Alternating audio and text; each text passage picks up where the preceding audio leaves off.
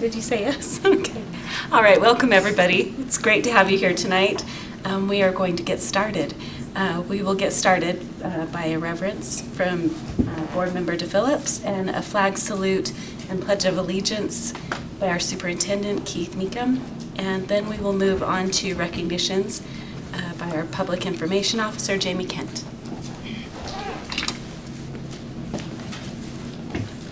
Dear Heavenly Father, we're very grateful for our many blessings. We're grateful to be able to come together and meet as a community and as a Board of Education that will be able to make good decisions concerning our students and our families and friends. And we are grateful for all that we have and for our beautiful area that we live in.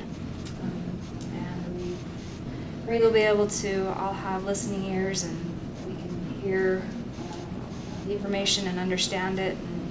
Be able to make wise decisions following that. And we love thee and we say these things in the name of thy Son, Jesus Christ. Amen.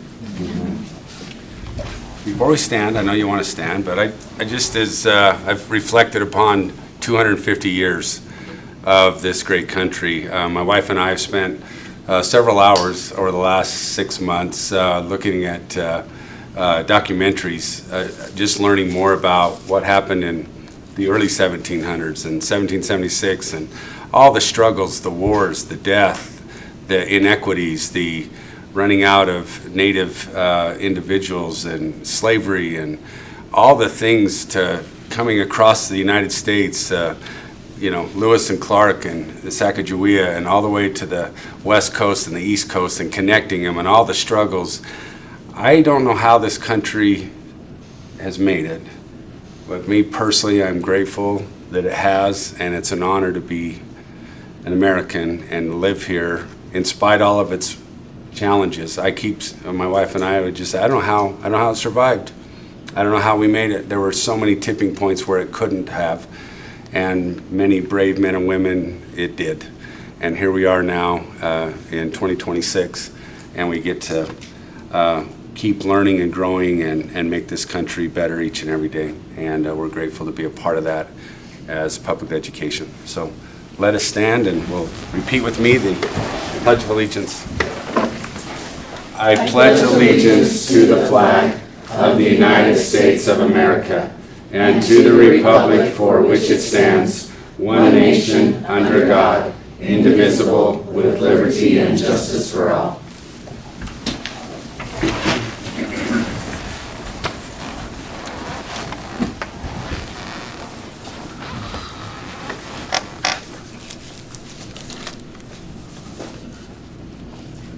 All right, I'm excited today because we get to recognize our new administrators for Box Elder School District for the 2026-2027 school year. So I'm going to have them come up here and stand, and then I'll tell you a little bit about each one of them. So we have Emily Kitto. So you guys will just make your way up here. Erica Bywater, Amy Jo Summers, Kelby Jackson, she can't be here today, and Kristen Kendrick. You guys will come stand up here.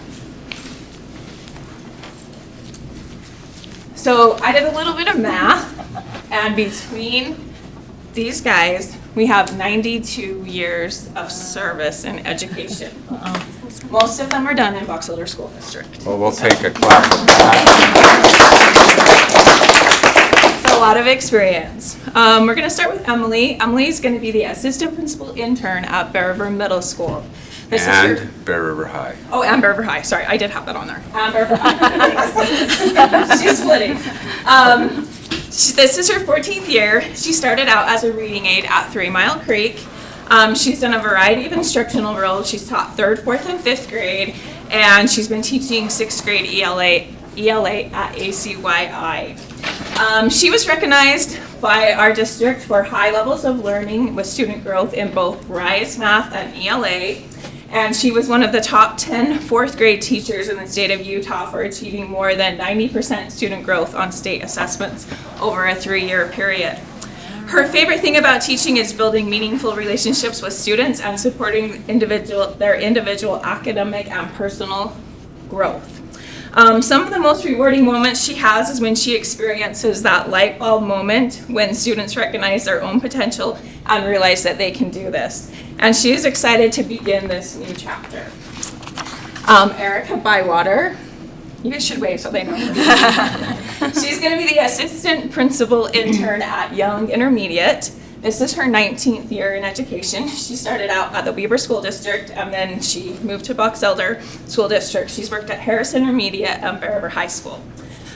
She was recognized as Teacher of the Year, and then she was the coach of the boys volleyball team, and they received the UHSAA Team of the Month.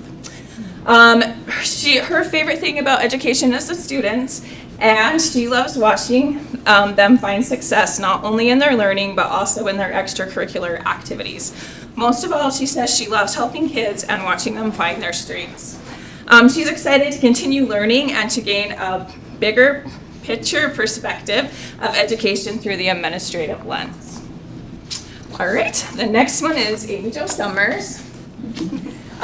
Amy Jo is going to be the assistant principal intern at Lakeview. This is her 29th year. She started out as a special education teacher at North Park Elementary.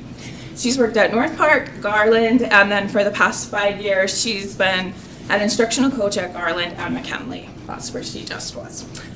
She's passionate about helping students and teachers succeed. She loves watching kids finally understand something. She says if you've ever seen that light that shines in their eyes, you understand what she's talking about. As a coach, she found a lot of joy in working with teachers and helping them and watching them work their magic in the classroom.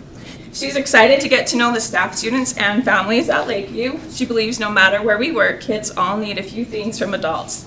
They need to feel safe, loved, and heard, and this is something she will bring to Lakeview with her. She also has 4 children, and she just added 2 grandchildren to her family this year. She's been so excited about that. And she says you'll always see her with a book because she loves to read. But she doesn't have one right now, so I'm just kidding. It's on my phone. Kelby Jackson is an assistant principal at Box Elder Middle School. She couldn't be here tonight, but she started out, this is her 10th year. She started out at Bear River Middle School, and then she moved to Bear River High School. She was selected as a Utah Teacher Fellow for the state of Utah for the 2023-2025 cohort. And her favorite thing about working in education is the people and the community. She loves all the students, faculty, staff, and parents that she has gotten to know, and she's really excited to work at Box Elder Middle School and get to know the families and parents and students there on the south end of the district. And then we have Kristen Kendrick. This is her. She's the assistant principal intern at North Park, and this is her 20th year. She started in Cache County, and then she came to Box Elder. She's worked at McKinley, and then she's been an instructional coach for the past 10 years at North Park. She was recognized in February, this 2026 year, as the BESD Award. She was selected as a Utah Teacher Fellows for the 2023-2025 cohort as well. She received the Hats Off Award from the Cache County School District and Teacher of the Year from Summit Elementary in 2010. She loves helping both students and teachers discover that what they are capable of and celebrating their growth and creating a school where people feel loved, supported, excited, and basically want to come there every day and learn. For the past decade, she's been coaching, and she said that has brought so much joy to her life, but she's excited to get a different perspective as an administrator and get to know the students, families, and help celebrate them, laughing with them, and making sure that they feel seen and valued. And then just a really cool thing about her is she is going to be leading at the elementary school she attended. So she went to elementary now. She has a lot of memories there, and she's excited to make more memories. So we are excited to welcome them to being administrators at Box Elder School District for this upcoming year. So we'll have you guys go and shake their hands. I think we should clap first. And then we'll have you guys go shake their hands. And before we do that, this is quality. Like, we had a lot of good candidates, and they rose, and we're so excited, and for what they can continue to do to bless kids' lives. So, thank you so much. Welcome. We're so excited. Welcome. Emily. So fun to be able to go back to competitions. I'm excited. Thank you, Chris. There you go. Recreate some of those elementary pictures, right? Some reels. Hey, Erica, you gotta come back. Yeah. One of those. Okay, you're gonna stand in front of them. So Tiffany's like in the middle. So I love you guys that. can That's my favorite thing about this. do two. My glasses. And then, We'll squish in this chest. and then they'll get in between you so that I can see all of you. Okay. All right. 1, 2, 3. Okay. And then we have a little treat for you as you get started. I found a window. Thank you. I know where the window is. Thank you. So sweet. Thank you so much.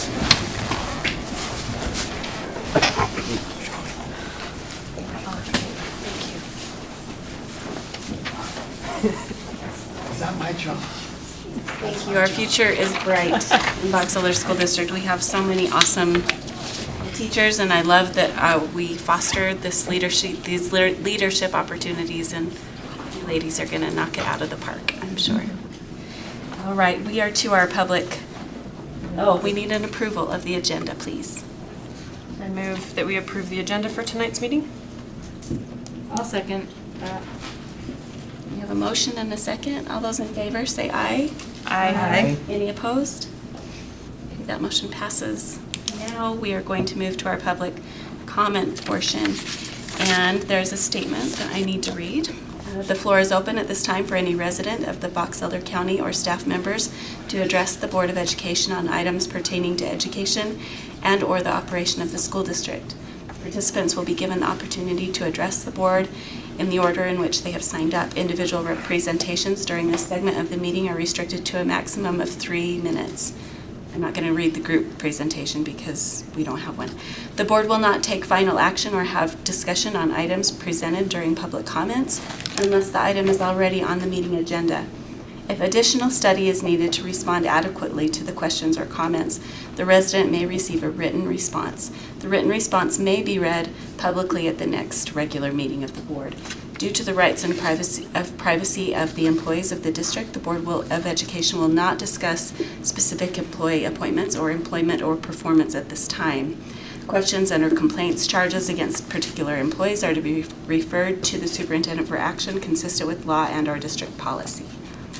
Now, this public comment is for people within our district, and tonight's going to be an exception for a very good reason.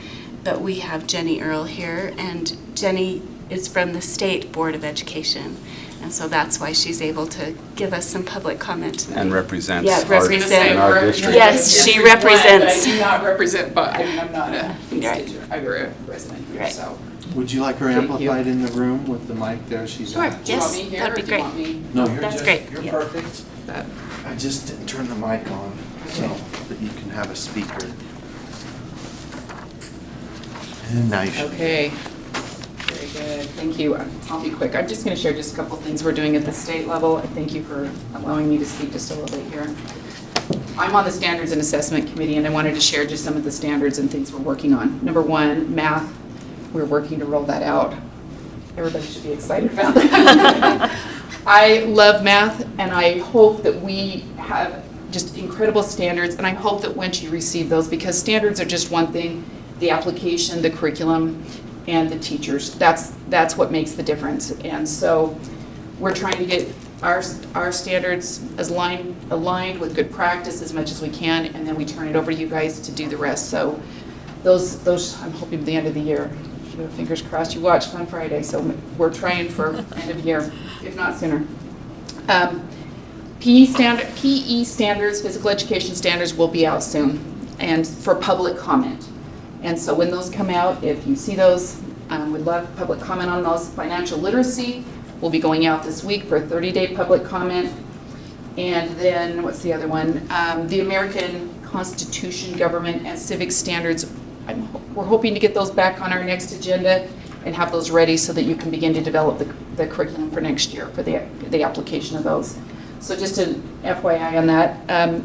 Math screeners, there's a lot of discussion about math screeners last year. We're still having a lot of discussion about that. If you have someone that wants to give some input, please get a hold of me. I'm meeting with a couple of other individuals informally to discuss direction to go for the state. We're hoping for some money. It was kind of taken last year. Say that again. Math screeners. Okay. That would be those initial screeners, kind of like the Acadians. And so anyways, if you have some feedback on that, we were able to fund part of that this year.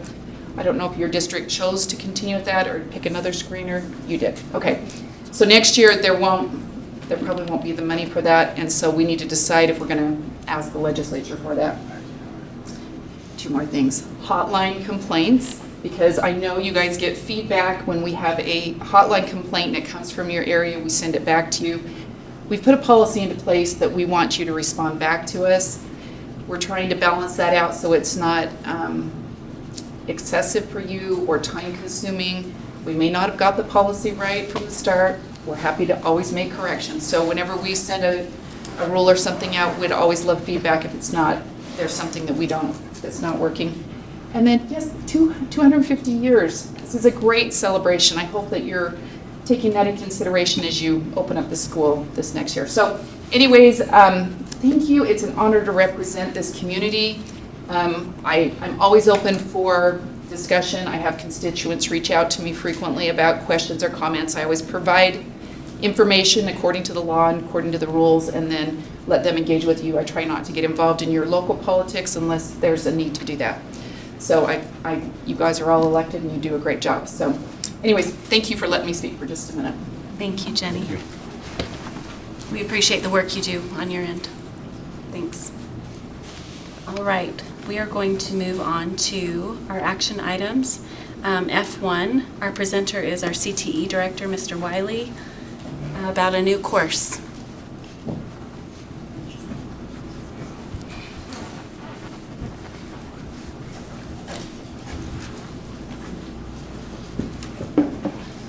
You're always so thrilled to be here. You always do such a good job. Thank you. I probably should have stepped a little closer to the shaver before tonight, but hey, we'll work on that later. I'm here to recommend a new course to the school board for approval. That course will be known as the... On the right spot? Sure. Where's my cool little typed one that I gave Marcy? It's the other one. Oh, it's the other one. Can I try the other You one? want that one? Well, my handwriting is horrible, and I did it really quickly, and then I had time to actually type up, boom, a proposal. Hold. We The don't wrong usually one. show the proposals. Oh. The recommendations. We usually show the evidence. Well, I will Recommendations improve. for the board. I will improve my handwriting for my next one. That was embarrassing. It's because I hold my pen wrong. Hi, Heidi Joe. You're right. I really do hold my pen wrong. Okay, the new course is called Nail Technician, and it will be approved for the 2026-2027 school year and into the future. Bridgeland Technical College has separated the nail technician from the cosmetology program. The program provides the skills needed to work in a beauty or nail salon, performing services such as natural nail care, including manicures and pedicures and nail enhancements. Instruction also includes sanitation, salon, salon safety, nail and skin disorders, professional ethics, and salon management, along with licensing laws and rules. Upon completion of the program, students have the knowledge and skills needed to take the state written and practical examinations required for licensure. The program is approximately 4 months long and has 9 credits. That's if a student were to go full-time without breaks. Unfortunately, our students, while they're in high school, can't just go straight to the program. So it is the cosmetology program, 12 months long, 44 credits. The nail technician program will be an entire year for our students, and it is only open for seniors. That way they can get through the 9 credits as part-time students. There are no policies that this will affect. There's no financial implications above what we already have because we already have buses going to Bridgeland. It's just another opportunity. It actually opens doors for students on the north end. This program will be housed at the Logan campus, where the full cosmetology program is here at the, I hope I'm pointing in the right direction, at the Brigham campus. So our students at Bear River High School will be able to go over the mountain a lot faster and easier. And for that reason, we have asked the board, we recommend to the board that this course be approved.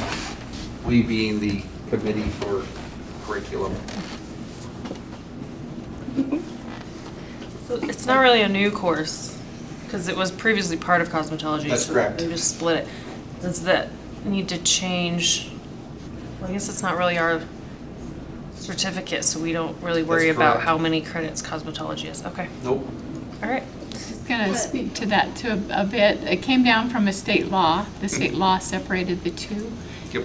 And I'm kind of sad that it's going over to Logan because we used to get the benefit of being able to go down to the Bridgeland here and get, you know, the manicures or whatever. Yeah. If you can get in, I've been trying to get a haircut there for a month and they're always booked. That's the reason, is because there were so many people that wanted just to focus on the nail, and so I think that this is a good thing that the legislature has put those out. And so I would make a motion to I have a accept. quick question before you make the motion. Just out of curiosity, so it's starting this school year. Yeah. Have students registered for it already, Yeah, or is that? we already have students that are in the program. The program's always been at Brigham. Yeah. But we have students that are now in the registered for the program in Logan. So they've known about it, so they could get their schedule. Okay, Yep. that's just my question. And Thanks. then I had a question. Yeah. Then we also have people doing the cosmetology section of it. Yep. Does that change the hours or the time it takes to do your cosmetology? So the cosmetology was changed a couple of years ago, and it is its program. It's 44 credits, and so this is just for students who never wanted to do the full hair and everything. They just want to do nails. It actually will be helpful for us. We've had a lot of students that apply and get into cosmetology. They get the nail portion done, and then they leave the program. And so the cosmetology, then we're having students kind of jump in late, or there were holes in a program that there's a waiting list. It's a very large waiting list, and so it'll help alleviate that. So in the cosmetology program, it's still including nails, but you Yep. can separately do Yep, nails? the nails is separate. Yep. Thank you. All right, do we have a motion, Karen? I make the motion. Oh, you already made it. It just got- And I'll second it. Okay. Any discussion to the motion? All right, all those in favor say aye. Aye. Any opposed? That motion passes. Thank you, Mr. Wiley. All right, on F2, the approval of amendment to Discovery Elementary TSSA plan. Mrs. West. Okay, so, okay, with Discovery Elementary and with Century Elementary, the principals are both new. They've gotten into the schools, and I guess I could start to speak to this one. They've gotten into the schools, looked at their staffing, hiring paraprofessionals, and how many individuals they needed, and just determined that they don't need as many paraprofessionals as they thought, as well as on the supply amount that they had set aside to provide student supplies. Their enrollment's not quite where it was anticipated to be before. And looking at what the teachers' needs are and the new bill that came out from the state about providing professional development on early literacy, they want to take a team of teachers to a conference. Both schools are doing the same thing with their funds, and so that's the recommendation, is that we approve the amendment to the plan. There was stakeholder input on this with their learning coalitions. They are trying to comply with the changes that came out with SB 241 and use money for that purpose. So. I have a quick question. In reading on Discoveries, it says that they want to attend the Plain Talk Conference, and then in the recommendation it says they wanted to attend the Science of Reading Conference. Are they the same thing? Yeah, so Science of Reading is an umbrella that encompasses a lot of different programs that support the science of reading. So letters would be one place that you could get additional professional development. 95% has several things that offering some workshops and conferences where you can get additional training in the science of reading. So they left it broad in case they wanted to do some professional development in a book study as well as a conference. So if all of the funding doesn't get spent in just this one conference, they would also be able to do other. I move that the Box Elder School District Board of Education approve the revisions to Discovery Elementary and Century Elementary's student success plans for the school year 2026 through 2027. I second that. Okay, we have a motion and a second. Any discussion to that motion? All right, all those in favor say aye. Aye. Any opposed? That motion passes. One thing I wanted to add that I forgot to is just we're trying to make highlighted the points that are changed and have them add notes throughout the year so that there is a record of what the original plan looked like and which adjustments have been made. So you'll notice those were printed out this time and highlighted for you. Thank you. All right, we're moving to F4, the approval of declaration of surplus property. Mr. Stevens. Good evening. So the district has various land holdings across the county, and over the past year or so we've been reviewing those land holdings to determine which ones have first yield value for building schools and which ones do not. To date, we have disposed or sold two separate land pieces. The transactions have closed, both in the South Willard area. The third transaction is pending for closure at the end of this month in Deweyville. It brings us to our property we have in Manaway. We have a property in Manaway. It's next to the Brigham City Canal area. I actually have a easement through that property. There's only frontage on the main Manaway, the Willard Peak Road. There's no other access, and it goes back down to kind of a stream that passes through that area. In addition to not having great access for a school site, it also has limited population. There's about 275 students there, K through 12. Not enough students to support a future elementary school site. Additionally, the topography and the economics of that area where home prices are high, generally areas that have higher home prices don't bring in many students to our district. Just the older families coming in, about high school age maybe, not many elementary school age, and there's not a lot of room for expansion. Topography, steep mountainsides, kind of a bowl around here near Manaway Reservoir. And so my recommendation here is that we declare this property as surplus to allow our real estate consultant to market this property to be able to receive some proceeds in the future to put towards other capital improvements and other needed areas in our district. Do you have any questions for Neil? Yeah, so has there been, or do we declare surplus first to see what the market analysis is? The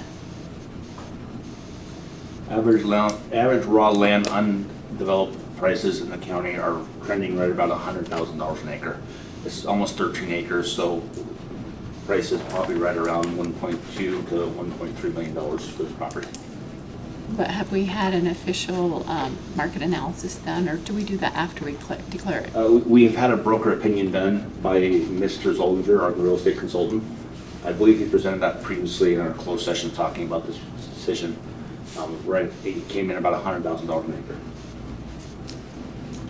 Declaring it surplus just starts the clock, the legal process of that it's first right of refusal to other municipalities, right? That's correct. So it'll be Manaway City and then the county. So is there any requirement to have an appraisal done? I guess that's what I'm getting down to, rather than just say. There is no legal requirement to conduct an appraisal of land prior to marketing it. No. And your question was, is this the correct order to do things? Right. Right. Which, my understanding is that yes, we declare it surplus, and then we move down the line with And those. there will be an appraisal. I don't know the answer to that. But In the past, we've used our real estate consultants to conduct the market analysis as a real estate professional. He has access to sales data, comparable sales data, his access to real estate professional programs that conduct an analysis and provide a best estimate of what it's worth. This is used oftentimes in lieu of appraisal because it doesn't incur the full cost of an appraisal. If the board so wished, we could conduct an appraisal. Commercial appraisals, they limit thousands of dollars. They're $3,000 to $5,000. So if we wish to do that, we could incur that cost, or we could use our real estate professionals' experience and resources to determine the value to market it at. Which is why we have him on retainer, right? Correct. And well, this one, when we talked about this land, when we bought it, there was a requirement that it needs to be, go to a government agency. It used to be used for public good. Generally, that is a government agency, park, other municipal uses, obviously a school would qualify for that. So it would go to another government agency, correct? And that will be disclosed. Yes.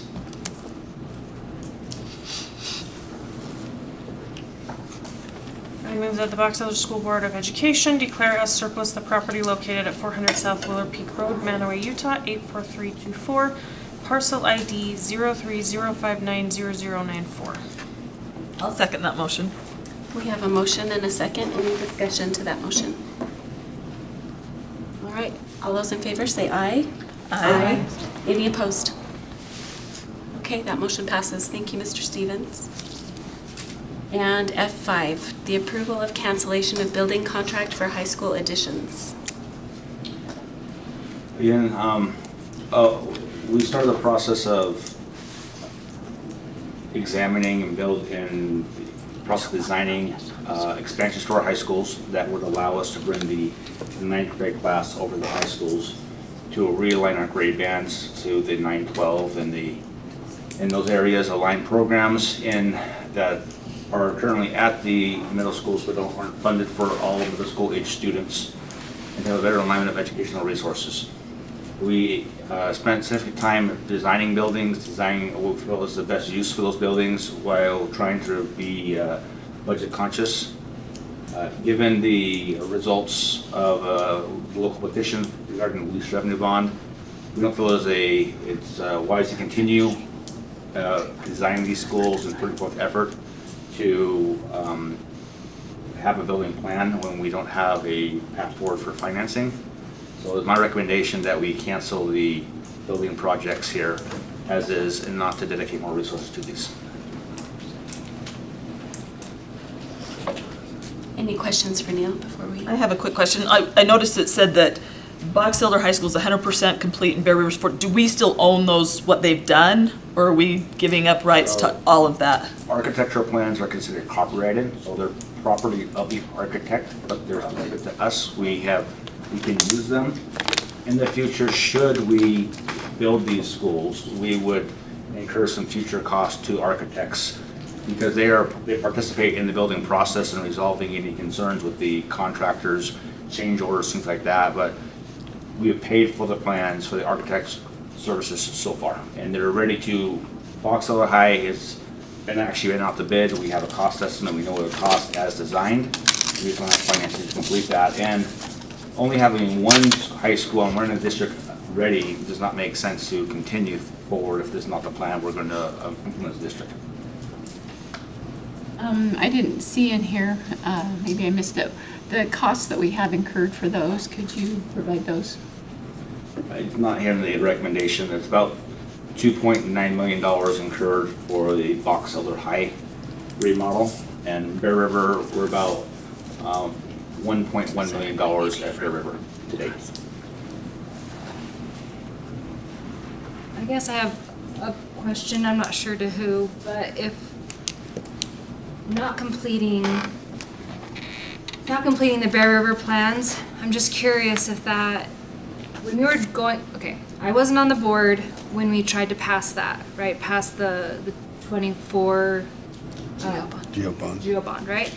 But I just know that, and I wasn't on the board, so in the circle of people that I knew, a lot of their complaints was they didn't know what was gonna happen. Like they wanted to see a plan before they would vote yes.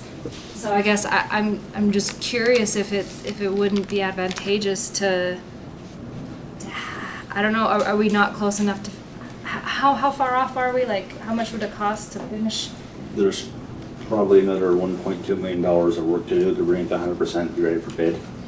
Is it close enough to at least have some type of an outline that we can Yes. give to community members? Yes, we have preliminary drawings, so we call it the design set, a DD set. We have that ready already. We haven't gone through structural engineering with other engineering efforts, mechanical, electrical.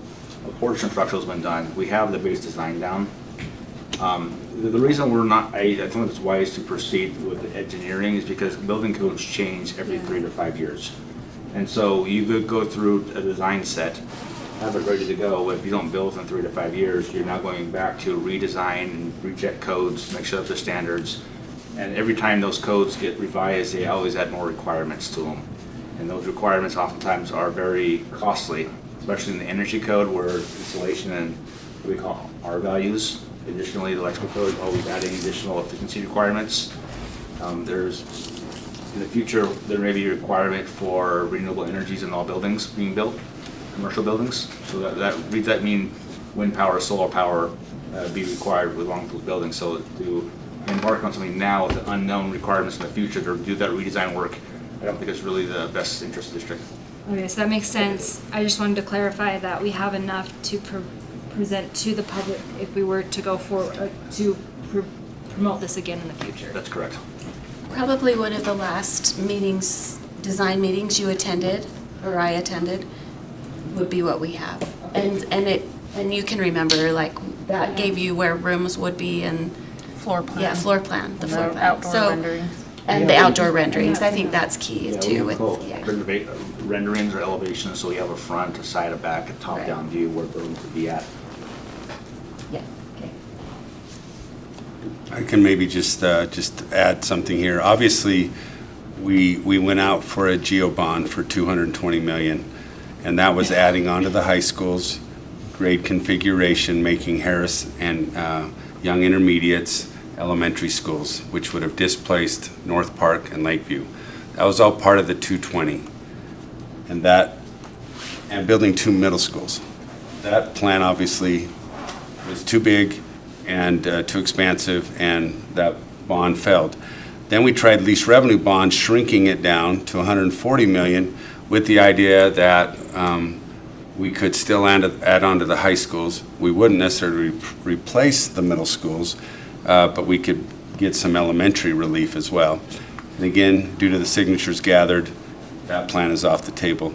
I guess one of the things we're saying why we decrease this is our plans have now changed. We have heard what the public have said, and we now are down to our various immediate needs. And I think it'd be good to say we're not going back to it, at least until our community is ready for it.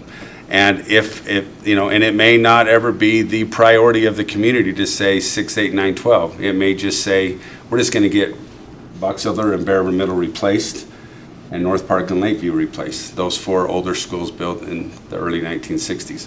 So I just think we probably should stop going there, and we should move forward with what our plan is now, getting rid of our geo bond that we still have to pay for 3.5 years, get that off the books as soon as we can, as hopeful as maybe even this spring, so that every taxpayer can see a decrease in their taxes for that. So I think that's the backstory of why we want this off the books. We want it known to the public that that plan is definitely on a hard pause, and that we've got other priorities that we're going to move towards.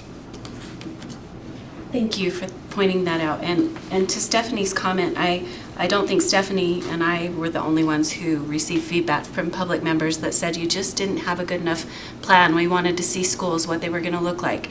It's important for we as a board and the public to understand that it costs money to get to the point where you have a plan to show. And so in this case, what was that figure you answered Karen's question? 2.what million? 2.9 for the Box Elder High. Just to get a plan and a rendering to show the public is what this school is going to look like if you vote yes. So it's a catch-22. we have to give the public what they want for the information they want to know what they're voting on. It takes $2 million to get to that, depending on what we're talking about.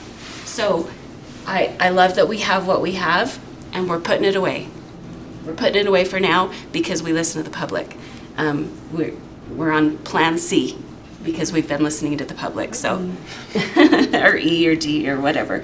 But no, in all seriousness, we have set aside hopeful plans and work and time and effort to, as we've listened to the public, and we know that's our job. So, but it takes money to get those plans that people want to see, and so. Any other questions or discussion before we take a motion? And I think it's worth noting it's both high schools, both Bear River High and Box Elder High, and all of those contracts that we have been in. All right. Anyone? Take a motion? I'll make a motion. I move that the Box Elder School District Board of Education direct the business administrator to cancel the CMGC and architect contracts related to the high school expansions. I second that. All right, any discussion to that motion? And second? All right, all those in favor say aye. Aye. Any opposed? That motion passes. Thank you. We are going to move on to our information items now. Superintendent is going to talk to us about the strategic plan update. AJ, can I borrow your clicker? It's awesome. You're live. Yeah, thank you. So, having now been on the job for roughly 40 days, it's been pretty awesome to start a new position. It's been awesome to know people. I'm so grateful that I didn't have to come in and introduce myself to every individual. There are people I don't know, but I have a lot more of who I do know, and that's just made the transition so much better. I will also say it has been great to come in with, even though I've been in the district, to have kind of a different set of eyes. And my approach is different than other superintendents' approach, and there's not a right or wrong, but it is my way. And I've been grateful to be able to jump in and start looking at, who are we? And where are our strengths and where are our weaknesses or challenges, and receiving feedback. Well over 1,250 individuals. Majority of those have been parents. I think the last number is 65% of those individuals were parents that submitted survey or gave us feedback of where we're headed. And so that's been really awesome. So there's had to been some interesting conversations. And what that means is some people have had their heart and soul into certain things, and now you have to potentially undo it or modify it. And when you have those conversations, that can become a little uncomfortable, especially as my previous 8 years as assistant superintendent, being part of a group of saying, what do we want to do? I've even had to readdress all the things that I was part of a previous administrative leadership staff. And so it's been really, really interesting. I will say this. I don't know who exactly gets credit for this, but it's really awesome. But if you want to go fast, go alone. And if you want to go far, go together. And one of the things you need to know about me is I want to go fast. I am a let's go, go, go. I want to have change, and I want to move, and I want to make impact immediately. But I also know that if you don't bring a group together, if you don't bring a board together, if you don't bring administrators and teachers and our 2,000 employees together, you don't bring our community together, that what you're really going to do is end up being out on your own and bad things happen. Or not as effective things can happen. So anyway, I just want you to know that this has grounded me to say, as much as we want to create a strategic plan that, frankly, I, in 33 years here, have not ever seen officially the phrase a strategic plan, what we're going to do for the next 5+ years. And so I'm excited to be able to put this in place. I'm a rookie. I don't know all the ways to make this. We've kind of stepped in it a little bit. When I say me, I say, or we, I say me. But we're learning, we're growing, and I'm excited about that. So one of the things that as our leadership team, every administrator, one of the standards at the state is that you create mission, vision, values, and goals. Another name for values is sometimes collective commitments. But everybody is part of, and also if you do accreditation at the 9 through 12 schools, they're always asking, how's your mission, vision, values, goals? I want you to know that having something on a piece of paper doesn't make us win. It doesn't make us successful. It doesn't make a kid learn and be successful in their endeavors. But if you don't have something to start with, then it's a problem to even get going. So just as a reminder to each of you, kind of when you hear the word mission and vision, sometimes, and you can do 100 Google searches of, how are they different, how are they the same, which is more important, should you do this one first or that one first? You can get all the information you want, but just so that you're all clear on kind of where we're grounded, the mission is today, what I'm going to do today, what we're going to do today. And it talks about who we serve and what we're trying to do right now. So a mission statement is what we're doing each day to help the people that we serve succeed. Vision statement is not what we do today, but is almost like a goal, but I don't want to use the word goal, but it's a picture of where we're headed, like inspiring us to get to where we're not yet. So a vision statement kind of portrays, we're not there yet, but we're going there, and we want to be whatever that is. And those are kind of the two things. So we've been grappling this. We've had a mission statement. We've had a vision statement. The vision statement said the Box Elder way. That doesn't inspire me. I appreciate that we have the Box Elder way, but it's not inspiring, and I don't know what that means when you have to explain what way is. So we've got to tweak this. And again, to everybody that's put a little effort into this, just know that, and I've got my hands dirty in it as well, we're scrubbing everything down, and we're trying to find a way to be successful moving forward in an ever-changing world with new kids, new families, and new staff. I mean, we have 67 new teachers coming tomorrow, and they're coming into what is this like? Who are we? And we got to talk about what we are focusing on presently and where we hope to become moving forward. By the way, you can stop anytime and ask any question, and I will be glad to clarify. You need to know that we have had in our school district, with a few modifications for the last probably 9 years, that we will ensure that all students learn at grade level or higher. That has been our mission statement. Anybody that wanted to argue this mission statement, I could argue right with you why it's good. I could also argue why maybe there's some holes in it. But the reality is that has been the mission during the last 9 years. I want you to know that Solution Tree, which is a company, their main work is to support school districts and schools and teacher teams in the work of professional learning communities. They're probably the renown. When we've met with them and they've trained us, they have basically said, this is your mission. This is what you do. And not wanting to counter that, we have said, okay, this is our mission. This comes right from a book that says this is your mission at Box Elder School District. And the reality is do you want to counter that? Do you want to question it? Like, who wants to volunteer and say, hey, we're not about kids learning, all kids learning at grade level or higher? That feels a little like, seriously, you're going against that? So you can't argue against it, but what it led us to in a really powerful, impactful, lively debate with our district administrative team last week. I mean, it was, I will tell you, I thought we were going to come in, blip this a little bit, and off we go. Right? I mean, that's where we were headed. I'm like, this is easy day. And all of a sudden, my 2-day plan, went to breaks, we all stopped, and we had some pretty darn cool discussions.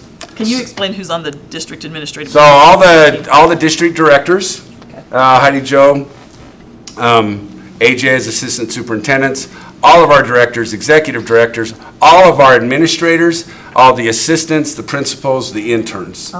We had 50 of us there, and it was lively.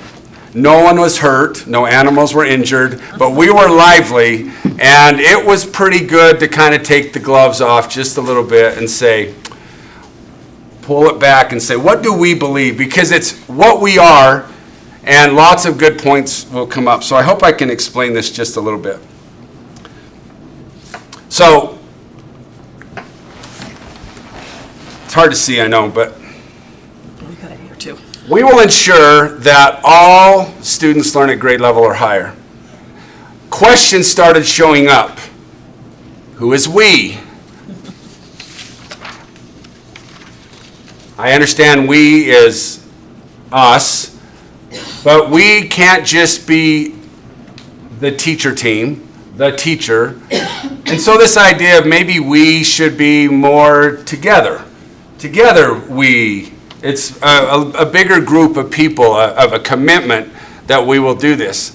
The word ensure, it came up and people like, when you hear ensure and you put in Gemini or ChatGPT and you hear, give me a synonym for ensure, guarantee shows up.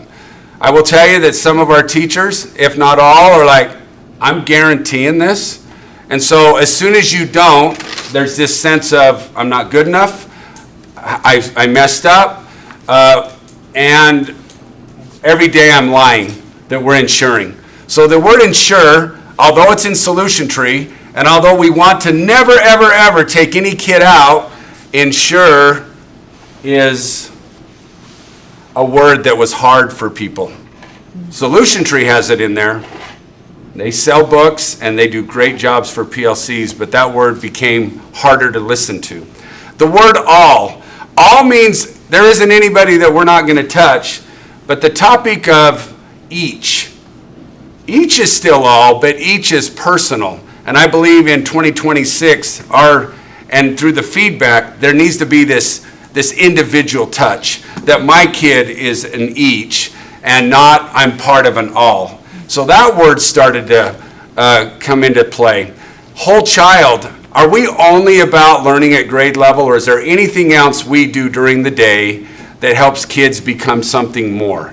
So a whole child discussion, development, growth. Are we just strictly focused on RISE? Are we strictly on Acadians, K-3 literacy? All that is so important, and who's going to argue against it? But is our mission just that? Or is that question? Daily control. There's sometimes we've had feelings, and I don't like this, but there are people like, well, they never show up. How can I guarantee and ensure if they never show up? And then all of a sudden, we don't want that. We've got to find a way that when they are there, and we've done all of our efforts to get these children there, that we can do something about it. But again, this what can I control every day, today, is what we're talking about. And then finally, this idea of no excuses. Hey, I taught it, they just didn't learn it. We don't want to go back to that concept because we believe that we've got to touch each kid and we got to help them be successful. But this statement, which comes out of Solution Tree's book, which is, I'll just do a quick little commercial. I'm the principal of Box Elder Middle School. We're doing accreditation. I do all this feedback with all these parents and say we got to create a new mission. I would love your feedback. We get a couple, we vote, and it is to empower all students to learn, empowering all students to learn. That was my mission statement, that the people that I served their children. And when we started getting trained with Solution Tree, they said, you can't have that. So all of a sudden, all the work of everything that our constituents said and our teachers said was like, we have to go with this book because, it's a good book, a great book. In fact, it's how you do PLCs better than any other book I've read, but this is their mission statement that they want us to do. Right. So why are we beholden to what they want us to do? We aren't, but we have felt like we've had. Every mission statement in our school district has had minimum that information. Some have expanded it a little bit, but it was almost like, how dare we get away from this thought because this is who we've paid to train us and they kept teaching this. And I don't disagree with most of it. So did that feeling come from us, or did they make, like, not that they can make us feel that way, but was it like, do you understand what I'm asking? Was that put upon us by ourselves? Every trainer, well, let me say this. The mission statement for Solution Tree, which is a great company, their job is to make money. Their mission statement is to promote, advance the work of the authors. Their mission is to advance the work of the authors. So if the authors of all these books say this is how we should do it, and they have good, then that's their mission, is to advance their work. Box Elder's mission feels like that might not be our mission, and it's never been scratched lately. We scratched it. Can I just make a comment on this as well? Because I've seen this same mission statement in multiple districts around the state because they've been trained by the same people. And I agree, the PLC process and their training and what they're hoping to achieve and what they've helped our teachers how to reach every student, I think is really good information.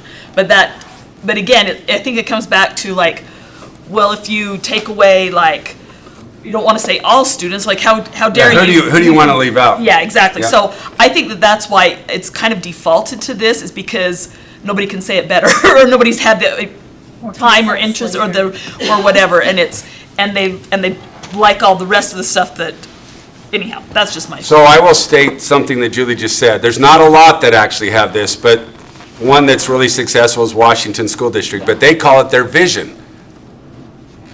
Right on their strategic plan, they call it their vision. This is what we want. Maybe not who they are today. And again, that's that vision, mission, what word is which word and which one should dictate. But we're going under the guise of mission is today, vision is where we want to be.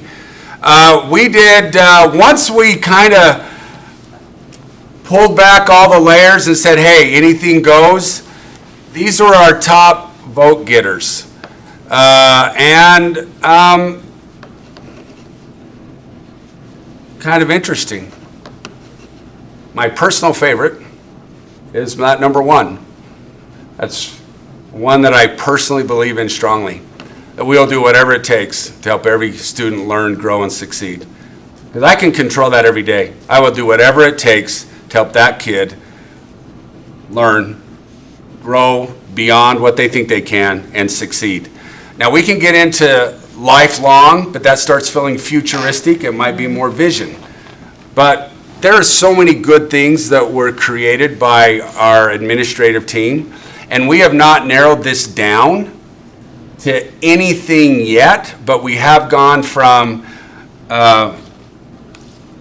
we've taken off that as the base and moved it to some other things that we have not voted on. I'd be really curious, and I'll share this out, and I'd like to have each of your individual opinions on what this is. But this idea that what do we do today, who's our people, and what do we do every day about our mission. So anyway, you have it. You can look at it. We'll talk more. There's a reason why those are green and those are blue. The answer to that is... They're all the same color for Keith. No, they're not the same color. I don't know why those went that color. I may or may not have used a friend in Google Slides to help me, and I didn't catch that. But I can make them the same color. At first I thought it was like evolution of the. Yeah, I'm not smart enough for that. What is a vision? I thought we were going to get through all of this on our 2-day training. We were off to let's roll. Nada. So I will say that we gathered 50 ideas. We haven't even got that way. Again, that's why we can't go fast. We could. I could have it already written and say we're starting to implement right now. Jump on board and let's go. But that's not how I think this should be done. So definitely, we're not there yet. Honestly, we've got to look at everything. Is that our logo? Is that what we should be? Is our slogan still learning is everything? I don't want to disagree with learning is everything. Who wants to raise your hand with disagreeing with learning is everything? It's interesting, there's new school districts happening down south as Alpine splits into 3. And their slogan is every student, every day. Period. Done. That's what their board said, that's what we're doing. In fact, that's their mission. Every student, every day, end of discussion. So what this looks like, I'm not saying that I disagree with that, but there's a lot of school districts that they don't have that because they're not Box Elder. They're whatever. There's 43 soon to be, plus charters. So anyway, I apologize. You have heard me talk about our 5 collective commitments of connection, communication, collaboration, contribution, and career readiness. And I believe in these. However, we haven't even got to how else could we expand these commitments so that we can meet our mission and hopefully our vision. Now for some feedback from our 1,250 plus responses. When we asked them to just, what do you value and want to prioritize the next 5 years? And again, the pureness of this survey is only on whoever took it, selected the right category and put the right number in. I can't guarantee, I mean, they're all unique email addresses, I know that, but I can't guarantee, this is what they did though. Everybody believes that we got to keep academic achievement high. It has to be a focus, and we all agree. K-3 literacy, and especially with Senate Bill 241 coming up, where 80% of our third graders need to be reading at grade level or higher, which we have met that goal through lots of effort this year. But that is important to the people that took the survey. Post-high school readiness, 83% believe that's great. I just thought I'd throw a little snippet there that only 64% believe that we are getting people ready for post-high school life, graduation, career, etc. So there's a disconnect between we think that's important and how they think we're doing. School safety and campus security. This idea of belonging, again, we'll just go with mental health and student well-being, but this idea that we are a place where kids can come, they can feel like they don't have to get picked on, bullied, that they are known, that I can get the help that we need. That's a big priority for our constituents. Having great teachers, teacher recruitment and retention, and I would just say all employees. We need them from the get-go to the very end. Planning for future. We need to make sure that we're making a plan for what we're going to do as developments are coming in and as businesses might be coming. What is our plan and what do we have going forward? Community and parent engagement. They think that's something that they want to continue to stay a part of it. Again, these are, the categories were critically important and they were the top 2. Critically and it was very important. Critically important and very important. This is the percentage on those 2 categories. Update, replace older school buildings, not as big a priority. So that's why we have obviously stepped back. That's why we want to pay off the GEO bond next year. That's why we want to find a way to get Box Elder Middle School and Bearville Middle School and North Park and Lakeview to extend life. And we've got to find a way to make things go while still addressing the immediate need at the elementary level. A statement, and I couldn't really put a percentage to it because it was more in something that kept coming again and again and again, is fiscal responsibility and transparency by the district. And I hope that that is something that I can lead out on that with the help of many others so that they can see what we are and what we do and get that information out and have meetings town. I've had a lot of one-on-ones. I've had some groups, and we're willing to go wherever we need to go to help people feel like we're being transparent. So, after this is where we're kind of just narrowing, but we're not there yet.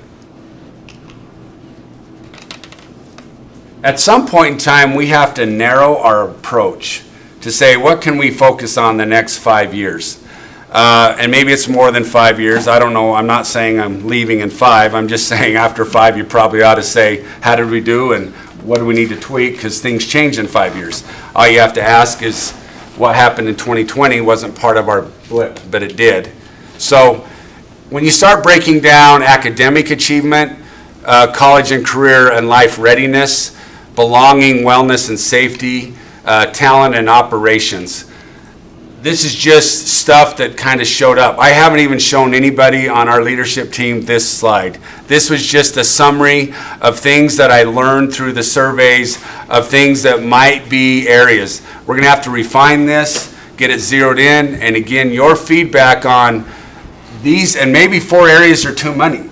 Maybe we got to get good at something, and maybe it's not 4, but these are just things as we read all the feedback that maybe we look at this. Any thoughts? Or I'm doing a lot of yapping, trying to be energetic tonight, and I'm really waiting for Alex to show up. But anyway, I have a question. Yes. So, would you address because the recruitment you were talking about, we have 67 new teachers, but we're actually trending down in new teacher hires. Yeah. You mentioned that in our work session. I thought that was, because 67, at first I heard that, I was like, oh my goodness, what are we doing? But trending down in new hires. So we're trending up in retention. Yes. Right. Up in retention, but trending down in. New I hires. think just from a, No, but it sounds like we're not hiring what we need. it's a good thing. Yeah, that's it. Yeah. But Less retirees or less people leaving? Is I'm that just the right- speaking as a parent from this perspective, my perspective of my students having gone through several grades. I have noticed when, not that new teachers aren't great, and there's some really good new teachers, but a consistent new teacher every year is challenging for some to, like those kids that are below grade level or whatever, the experience does make a difference. And I think there's a lot of really good new teachers, but They'll be even better. they'll be even better and collaborating and things like that. So I was happy to hear that our retention is better. I will maybe mention that I don't even know if all of these things that I've listed are in the right order. I don't even know if these are the 4 areas we want, but these are things that we know that we have some control over, some things that we could start emphasizing again. And again, with the help of, Ben Wiley and CTE, as well as all of our staff in pre-K-12, our HR department, our business finance, our facilities, all these things can come together and say, what do we want to do? And where should we begin? I have another question, sorry. Yes. So my second question is, remind me again, how many respondents were this? I know you said 65% were parents. Yeah, 1,254, I believe. Okay, and that was in the middle of, We've left it open. It's still like still summer, open. though. Oh, it's still I open? just Okay. pulled it today. that's what I was gonna say, is it still open so people can, Yep. because I think when kids, When people get back. back to school we could and do awareness, Yeah, just we kind could of do one more option. And again, this is a snapshot of today, not maybe where we're headed. Thank you. So, it's hard to make goals because guess what? School starts the 31st, and guess what? Our teachers and our office staff and our bus drivers and our child nutrition and our administrators, everybody's on. And they're like, I don't know if we can do this if we don't have a strategic plan, and we can't do this. Yes, we can. We're going to. We had some feedback that says, hey, I don't know what the mission really was before, but I know this. I'm going to give my very best today to every kid. And so, kind of behind, like, we all want to grow, but again, this is I want to go fast, because it'd be nice to say, okay, everybody, it's the first day, and welcome back, and this is where we're going. But we are committed to continue to preach the message of where we want to go, but we got to do it together, or we're going to end up going alone, and that's what we don't want. So finalize this plan, our current reality of our strengths and our weaknesses, which I didn't talk a lot about tonight, but we kind of know where we're strong, we kind of know where we're weak, and that's going to kind of take us back to that, right, where our priorities are, okay? Got two things going on here, and, sorry, oops, got a little ahead of myself. So, connection, I'm a connection person. I've had so many interactions already, different schools, meeting with kids. We want to connect with all of our kids, and we want to connect with with their parents, and we want to over-communicate. And we can do that right now in a lot of ways, and I think everybody's on board, but we have to keep talking that message.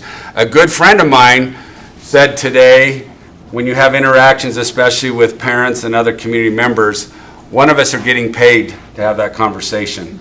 And I think it's important that we do our very, very best to look for, we're gonna problem solve, and we're gonna find solutions to help kids.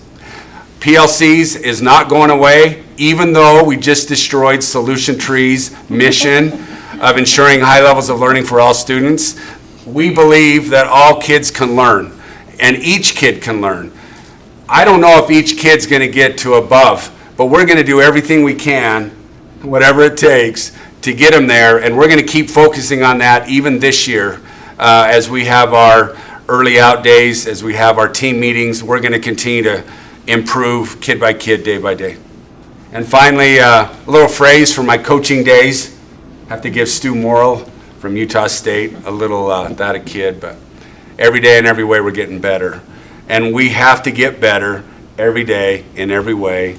And I'm so excited to have this plan to go through strategic priorities.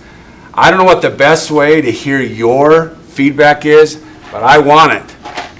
I mean, it's not just superintendent, it's not district administrators. This board can lead the action, and your voice matters because you're here as well, as long as I'm here, and we got to do this together. So I will be sending you an email with some things I would like to hear from you, and I'd love for you to respond as part of where we are headed.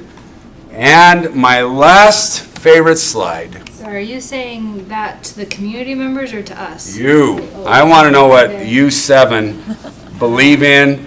I'd like you to help guide our work. I would like to hit priorities that you feel are strong in conjunction with our feedback from our parents, community members, business partners, etc.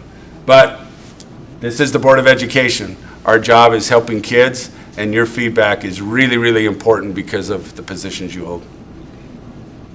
And here's my final thing. Finalize mission statement, get going on the vision, review logo and slogan, create 3 to 5 district-wide priorities.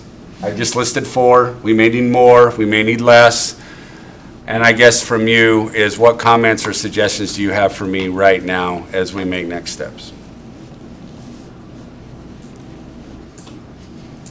Thank you for the work you've done, first of all, to get feedback from stakeholders, and starting with that in this process. And I love that you're going to email us and get our feedback as well. I love your excitement and appreciate the work you've put into this. It's going in a great direction as far as I'm considered. So I am excited also. So thank you.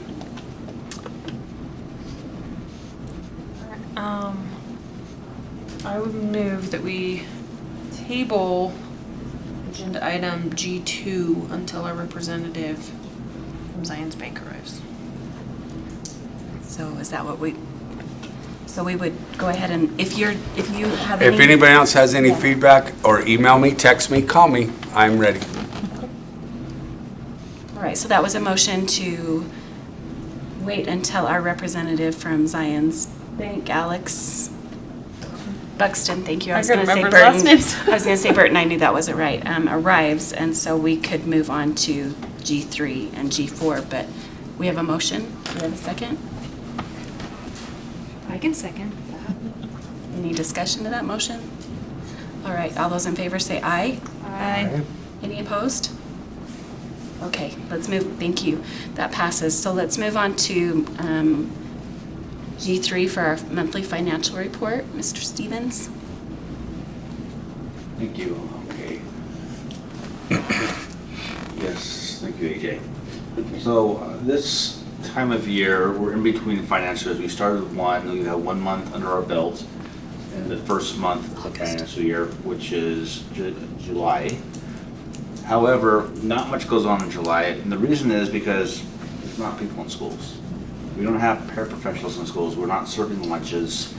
So a lot of our staff who aren't on what we call a contract, not at least 30 hours per week on average, they're not receiving the pay. They're not working. And so our payroll reduced, our teacher contracts, new contract hasn't started yet. So here we're presenting what we have, where we're at in the financial year, the previous financial year. So if I direct your attention to the top section starting in line 5, about our property taxes. So they're trending higher. They're trending about $3 million higher than, about $2.5 million higher than we estimated. Property taxes, we know what we're supposed to receive on the budget, but what we don't know on the back end is late payments, interest on late payments, motor vehicle registrations, which are considered to be fee in lieu payments. Those kind of trend and they ebb and flow. Also, we have different property tax relief programs that we don't administer, but they're administered at the state and county level. Abatements, circuit breakers. So these things come ebb and flow for us. So we can get the base amount, try and get pretty close. You look, we're within 10% of this year. I think we can, as we go through, we can refine, look at history, and get that budget a little bit closer than we have in the past. But we have more revenue than expected on the local side. Again, hard to plan for that. Investment earnings are down a little bit. A lot of our investments they're in what we call floating rate investments. The state investment protocol, the law, the Money Management Act has some specific requirements of how we can invest those funds, very safe funds, other government securities, or we can invest in a money market fund called the Public Treasuries Investment Fund, or PTIF, administered by the State Treasurer's Office in conjunction with Zion's Bank. And so the investment earnings came in a little less than I anticipated. So we're about $300,000 down in investment earnings. If we look at the other areas, our state funds are up a little bit. Can I ask you a quick question? Sure. On investment earnings, where can those earnings be spent? They're considered local dollars, so they can be spent anywhere. So they're not just like general fund, they can be spent? Well, general fund dollars, if they're not restricted in nature from the state or from the federal, can be used anywhere as well. I guess I have, with the property taxes, I thought when we set those amounts, like the percentages, Correct. isn't that, we're saying we need this amount of money and then it takes the percentages to a certain thing, so I don't understand how we can be collecting more than what we thought we'd be collecting. A good portion of that is from prior year collections, so persons who have not paid, and we collect, by law, we collect interest, the county collects interest on those late payments as well. Motor vehicle registrations, known as fee in lieu, also factored in here. So when you register, not just a car or truck, but a snowmobile, a dirt bike, a trailer, a boat, I'm not sure, I did change what needs registration. I think some small non-motorized boats that can do might require registration now. So those type of outdoor registrations also, we get a portion of that for fee in lieu because they've set a flat rate on that property tax rather than a percentage of value, so we collect that flat rate right there. I got you. Additionally, in here is property tax, personal business property is estimated, and those reports are due in the spring.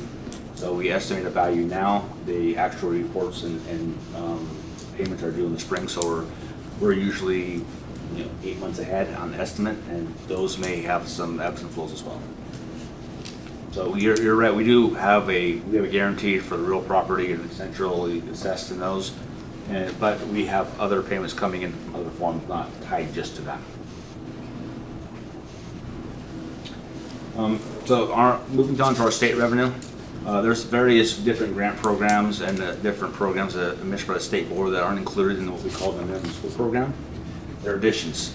They're extra things we can apply for either competitively or by formula that aren't included or aren't available or known in quantity at the time we set our budget, because really we're preparing a budget in April for what's going to happen for the next 15 months. So a lot of these are estimates that we prepare and we get access to additional funding or opportunities become available throughout the year. An example is there was a funding source that they made available for financial system modernizations. That was a grant program and ran for 3 years. We actually received about $60,000. That wasn't an original budget. Not a whole lot of money here, but it's still an example of where funding opportunities become available above and beyond what is provided by the legislator, and we can take advantage of those opportunities from time to time. Those are examples of where our estimated budgets or revenues are higher than where we actually thought we would be 15 months prior. Let's move down to the expenditure section here. Expenditures are classified in broad categories. So 1,000 is instruction. So these are individuals in classrooms interacting with students on a daily basis. And as you can see, we spent a little more on this than we had budgeted. This is good. We're showing that we're putting the dollars where they're needed most, which is in the classrooms. Same thing with student services. This is your counselors, this is your LCSWs, this is your career counselors, those types of ancillary services that aren't direct instruction. Again, spending a little higher than we thought it was going to be. Now you may say, why is it higher? Why is it going to be higher here? Well, because in other areas that aren't directly interacting with students on a daily basis, we have lower spending. So really the resources are going where they're needed to make an impact. You look on line 37, instructional staff, our percentage of budget is actually lower, 97%. So we spent less on instructional staff services than we anticipated. Additionally, we looked down further, district administration, that's the office of the superintendent. Again, we're lower on expenditures there. Line 52, school administration, what we call the 2400 series. That's your principals, assistant principals.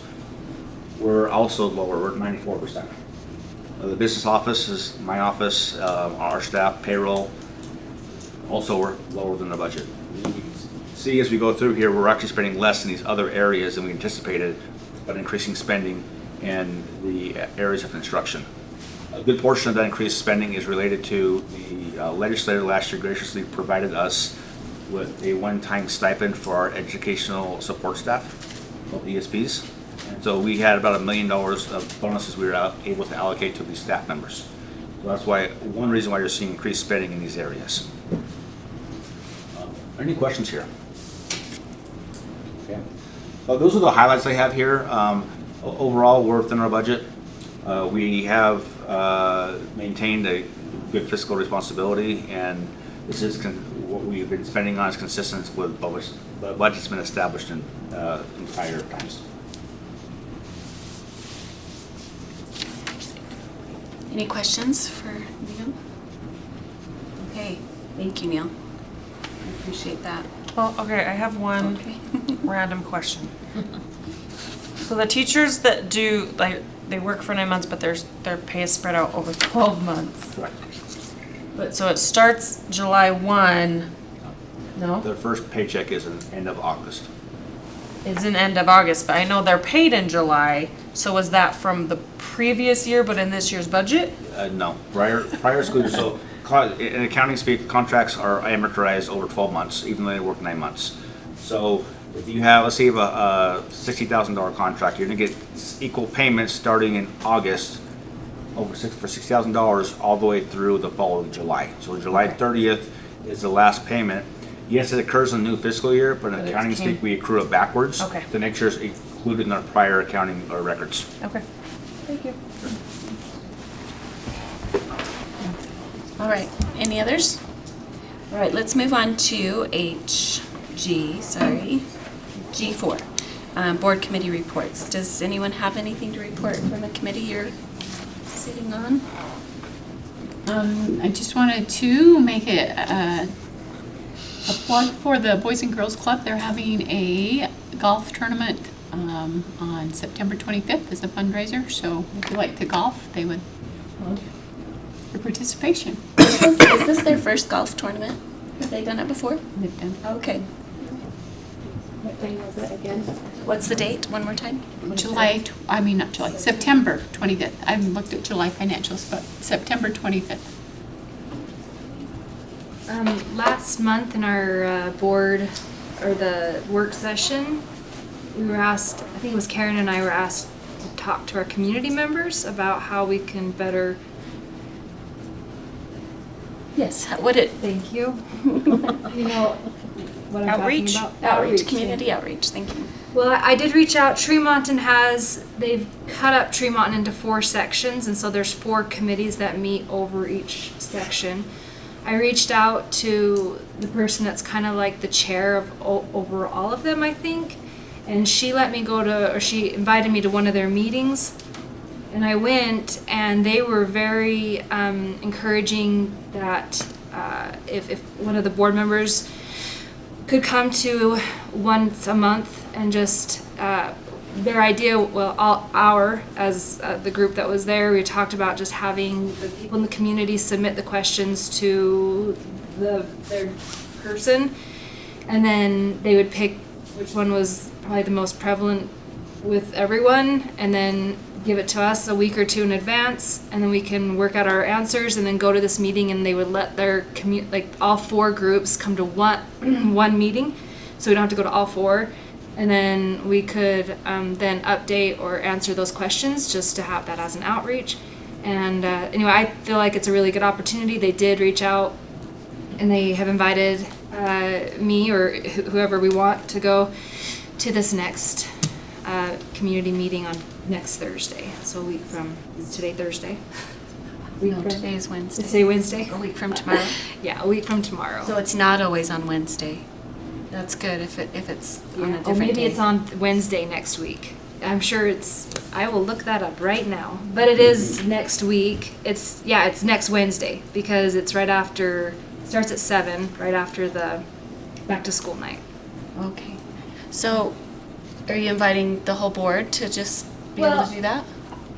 I guess I'm asking, do you guys do Not all at the same time. I mean, just at different, like one a month. Sure. I guess the questions they had is like about the new school going in and what's the plan and then the road structure and what's our plan there. So I guess I was just going to talk to Jerry Jackman and have him go with me if he was willing. I don't mind being the resource. I don't mind. I mean, I'm happy to then let the board know that it's happening and anybody can go. Is that something I can do then? Are we? Yes. Yeah, I'd be glad to go. I mean, can't be everywhere, everyone, but I mean, I don't know if they want 12 of us there. No. But I think if we had 1 or 2 or 1 and but you have the right information, I think that's good. Yeah, that's going to give them that. Thank you. And I think that's an awesome way that Tremonton City has organized that. And I think that's a really accessible way for the board to be involved. Well, and that's one thing that I loved is like we're not reinventing something else for somebody to go to. Right. Like that's what They're already doing it. they're already going, or those that do go already go. And I think if we can do that on a regular basis, then it becomes more of an opportunity for people to have a discussion. And then they can ask their questions, and it's just more of like an open dialogue. And I think that's what they would like. Thanks, Stephanie. I know I will be in touch with you because that's awesome. Thanks. Any other board committee reports? All right. We are going to move on to our policy review discussion. Do we have a motion or any questions on? Sorry, just really quick. Yeah. Since we had, with the update of the elementary school, we're not going to talk about updates on any property right now. It's the financing, and that's why we're waiting for Alex to come. But so that's not on the agenda at all. Is that right then? That we're Oh, not getting, as far as like, updates the on facilities. where yeah. No, it's not. Thank you. Sorry. So on policies, just a couple of questions. And I know that this one says that it's approved negotiation, so we don't have any action on it, but question on policy 3208 and page 7. That's H1D. Page 7. Okay. 7. I was just wondering if somebody could give, I just got a security warning. 7-2C. Right. 4. An employee may access the catastrophic sick leave bank for non-emergency, non-threatening events for a minimum of 15 days per school year. Give me an example of what that looks like, because up further it said that the sick leave bank was for catastrophic. That is correct. I kind of got confused. So this year with the change to PTO, they made the sick bank in negotiations, the sick bank became catastrophic. However, the BESD, which is the Box Elder ESP Association, so the support staff, they didn't want it to just be for life-threatening situations because their positions require more physical activity and stuff like that. But they also wanted to limit maybe the amount that is given. And so what they've done is in the policy, they'll be able to go to the catastrophic if it's a life-threatening, and they'll get 50 days, up to 50 days a year that they can take from the catastrophic sick bank if they're a member. But if they have like a shoulder surgery, knee surgery, or something like that, they can get up to 15 days per year. So then they would still have another 35 in the event that something life-threatening happened after the shoulder surgery or something. So do they need to use their PTO first before they go to the sick bank? So within policy, you have to use 25 of your own days before you can access the sick bank benefit. And that's always been, that hasn't changed. So they don't have to max out theirs before they go to the sick bank? They have to use 25 of their days, and then they can request this. In the event that it's catastrophic, it may end up exhausting all of their leave as well.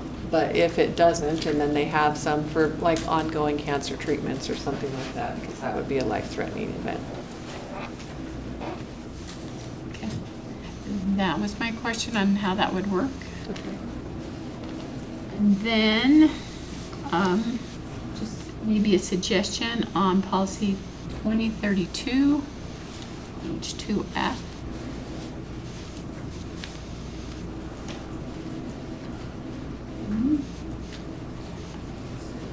In there, it's referred to a lot as Division of Facility and Construction and Management. I'm assuming that's the Utah Division of Facilities, Construction and Management.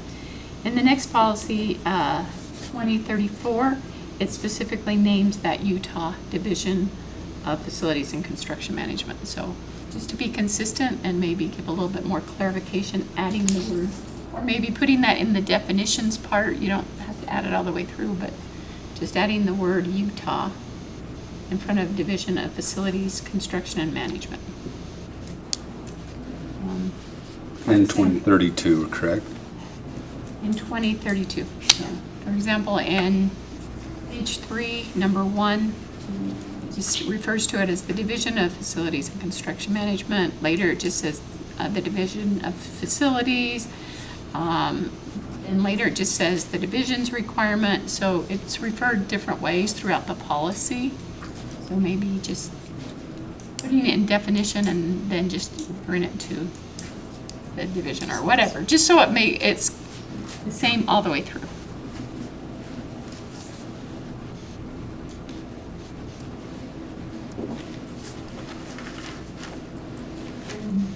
Another just question on policy 3035.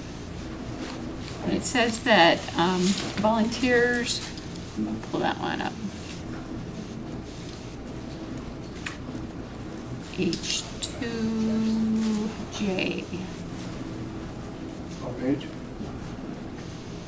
H2J, page 5, 1. So it just says prior to employing an individual, which is totally understandable, or allowing an individual to be a volunteer, all of those have to go now before the state board. And what is the turnaround time on getting those? Well, back? this is a new state rule, and so what it's saying is if they have an educator license. So the change that this. So it's only for educator license, so if you have a parent volunteer, they don't have to go through this process. Well, they still do background checks, but they don't have to, Okay. we don't have to see if they I'm have an like, educator wow, license. they're to go good. through. Yeah. This is just So for license. If an educator were reprimanded, for some inappropriate action with a child or, with a student, and then went to another district to volunteer, now we're gonna make sure that we're checking that this person has an educator license and they won't be able to volunteer. That makes sense. I just thought it was volunteers. I'm like, that's a lot of work for. Yeah, only if they're licensed, so, yeah. Okay, perfect. That was my question. Thanks, Karen. If there are no more questions, I would take a motion. I'll make a motion that we accept the policies on first reading with the amendment on 2032. I second that. Any discussion to that motion?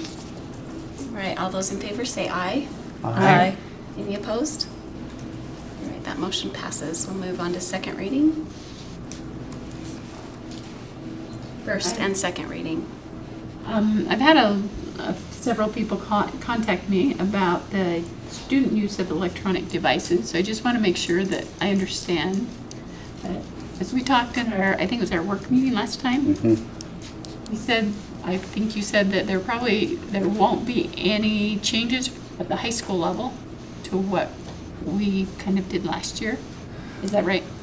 If so, what are the changes? What should I be telling? AJ, you did a lot of legwork here, got a bunch of parent information, and if you felt like you wanted to share the results, you can, but I think you have all that information that Karen's asking for. We were trying to dig it all up. We had almost 900 parents reply back to the survey, and they had to indicate what level their kids were, and they had the option of bell to bell, so no cell phone, to lunch only, to lunch and breaks, and it fell out to the middle school parents. And high school parents wanted to stay status quo. They wanted to allow it during breaks and lunchtime. Intermediate wanted to stay status quo, and they're already bell to bell. So K7 bell to bell, and then the recommendation would be to allow it during breaks and allow it during lunchtime. And I'll add, because of COVID taught us real fast that instead of making connections, we were, get your mask up, where's your mask, get your mask on, get your mask on. Having been a middle school principal and a high school principal in the last 2 years, there's not a huge issue of cell phones during class break. There's not enough time for them to get to where they need to go, check their phone, do their stuff. We've done, I think, a really, really good job of getting cell phones out of the classrooms. Of course, we can still be better. We still have pockets that probably don't believe that that's a big enough issue. We're going to address that. Lunchtime, middle school, there's enough stuff going on that if administrators turned into put your phone away, put your phone away, put your phone away, put your phone away, I think we're going to cause chaos. High schools are open campuses. You can't use your cell phone on campus. We already have half the campus that disappears to go to lunch. We're going to have the entire campus disappear so they can use their cell phone. I don't know if that's in the best interest of kids. I could be wrong. I believe we need to teach these kids that they're tools and the appropriate time to use them. We've got to prepare them for post-high school, and part of post-high school is learning when it's appropriate to use it and when it's not. And anyway, so that's why the recommendation landed where it landed. I guess, just to simplify my question, is there any difference from last year? No. Okay, that's all I needed to know. Other than absolutely no use in class time will be the standard. So AJ kind of alluded that we should get better on making sure that happens, and I've had some teachers kind of say that they didn't feel like that there was enough teeth. What are the plans to get better during class time? So in our admin meetings, it came out that if you're struggling with a teacher that's not going to follow this process and follow this policy, Meekum volunteered himself to go visit. He volunteered us to go visit. So we want to support the building administrator, but we can be the teeth. We can be the reason to help overcome why not, what's the issue. Do some retraining that way. I'm very aware that Governor Cox wants AM to PM no phones. And I could argue that there's a lot of reasons why we should do that. And it feels really good if you're not walking the hall as the administrator. We want our kids walking the hall from class first hour to second hour. We want our teachers in the hall, in the classroom, complimenting them, connecting with them, high-fiving them, asking how they're doing, and also monitoring behavior that might not be appropriate. And to say, oh, and by the way, because I don't know, kids are pretty good when there are adults around. I don't know if you've noticed a kid when adults around, but they can put the phone, you can't see it. They're hiding it. Or as soon as you go by an adult and there's not an adult, now I can pull it back out. So we get into that game. But in classrooms, we have control. We have found that when there's nothing to do near an end of a class is when kids start to go, well, it's got nothing going on right now. So again, we go back to maximizing instructional time, having great activities, utilizing the time that we have, using good teaching techniques so that kids can learn, giving kids opportunities to learn again. All that is just part of best utilizing our time the best that we can. I'm just saying it's going to be a focus. I don't want to go to everything, especially when 80% of our parents don't necessarily like that. But I think we can trust these young people to do good things and give them, empower them to make good decisions. We can help them be kind to each other more than we should. There is 24 hours in the day. I know, write that one down. But we have them for 7 hours. And basically 55 minutes is when a kid's going to be able to access their phone. So there's a lot of time when a kid's not going to be accessing their phone that we need together, parents, all of us, to help solve this potential struggle of all the bad things that cell phones bring. So we hope that we can have good conversations. It might be, you might need some help with some instructional strategies to know how to best utilize your time, because you can't have 15 minutes at the end of the day with nothing going on, or at the end of a class period. So we'll give you some reports on how that is. I sure hope it gets better. Well, maybe I didn't ask the right question. If teachers are having a hard time getting the support from administrators, and that if a student has their phone out in class, how are we going to get better at that?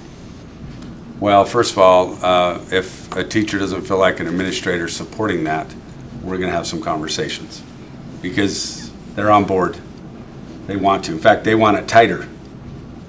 So I think they're going to be on board, and they're going to support the teacher in there, and we're going to ensure that we help our kids. So I just think we already have it built in place. Can I clarify your question? Are you asking, like, so the teachers that you've talked to feel like that they're trying to follow the policy, but they can't hold the kids accountable because there's not backup? Is that what you're asking? Yeah, teachers that have talked to me. Yeah, that's what I'm asking. Yeah. Teachers that have talked to me are feeling like that they're not getting that backup.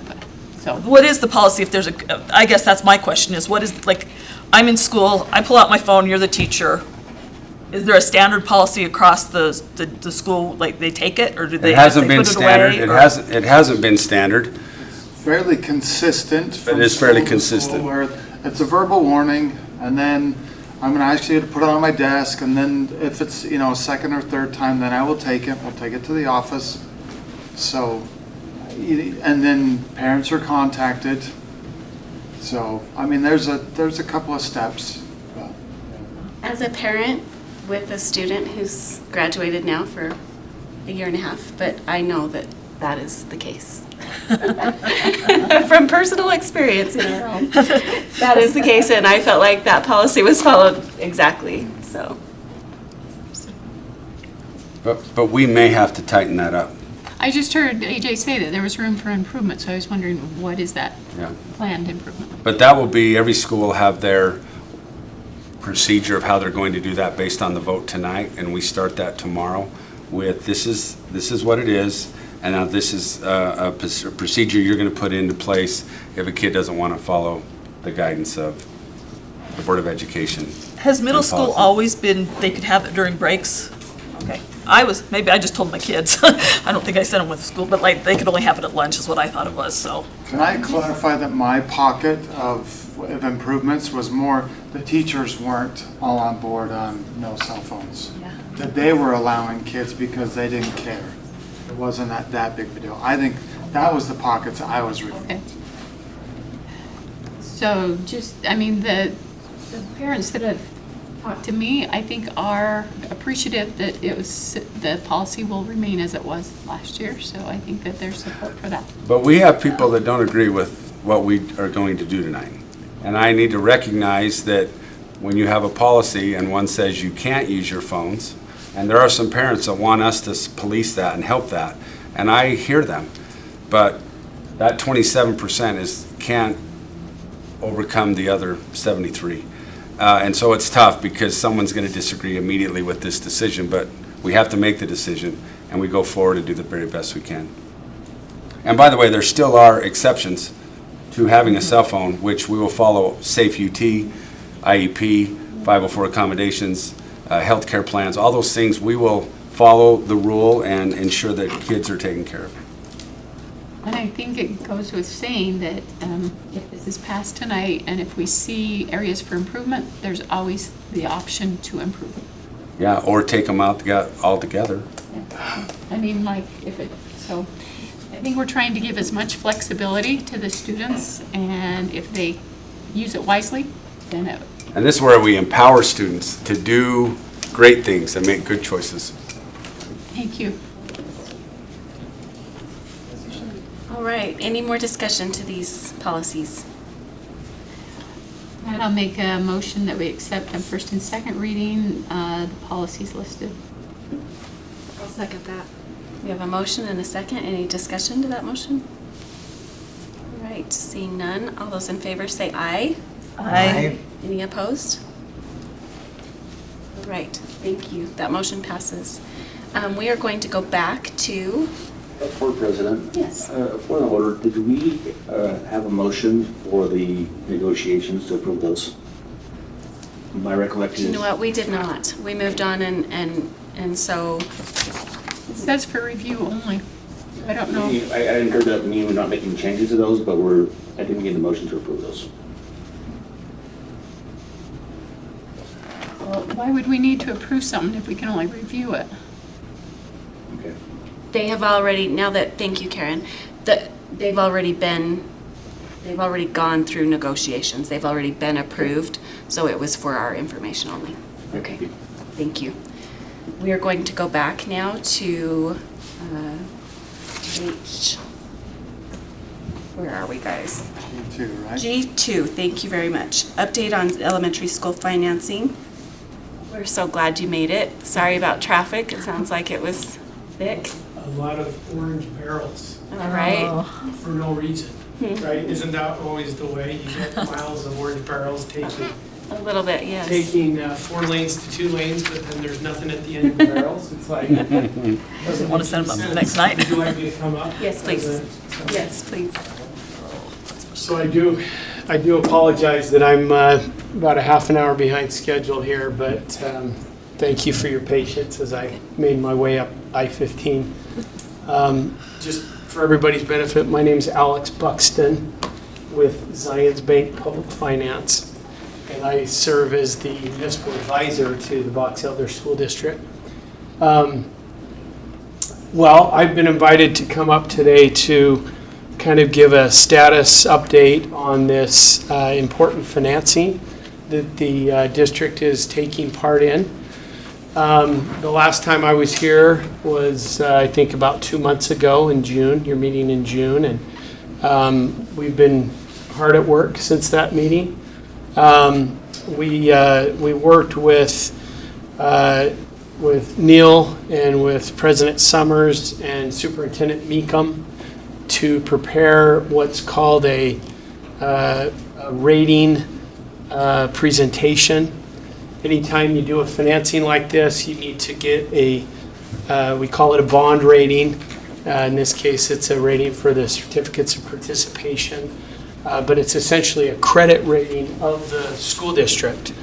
And so, like I mentioned, we spent quite a bit of time, the four of us, in preparing for this presentation that's very important. We assigned, of course, Neil to go over the financials of the district. We had President Summers in charge of talking about the local economy and businesses in the area. And of course, we had our superintendent talk about an overview of the district goals, district facilities and staff and other things. So we went ahead, we did do the presentation to Moody's Investor Services. The presentation went very well. The three that I mentioned represented Box Elder School District really well. And I go to a lot of these presentations, so each of you would have been proud with what they did. We had a very lengthy and good conversation with Moody's. After that, we had some follow-up discussions. Neil participated in those and was very helpful in showing, answering every question that they had regarding the district's financials. So we did get a rating back. In fact, it was yesterday officially. And the rating came back as an A1 rating, which is a solid investment grade rating. The rating on the COP gets notched down because of the annual appropriation nature of the financing, and so that rating came in at an A3. Again, a very solid investment grade rating. Part of the write-up, which I think eventually the board will get a copy of, it just came out today. In fact, just this afternoon, Moody's published it. But in the first paragraph, they talk about strong financials of the district, conservative budgeting, and solid reserves. Those are the first three things that it talks about when it comes to the school district. So I invite you all to get a copy of that through Neil if you're interested, and you can read up on everything that they talked about. There's a page that looks at all the metrics, again, mostly financial metrics of the district, and they're all really strong. Most of it, everything is in the AA category, in fact. So I'm happy to answer questions regarding that process, regarding that rating. The plan at this point is to, and we already have done this, we've implemented that rating, that credit rating, into the offering document. The way these types of financings work, as I've mentioned previously, we've hired an underwriter.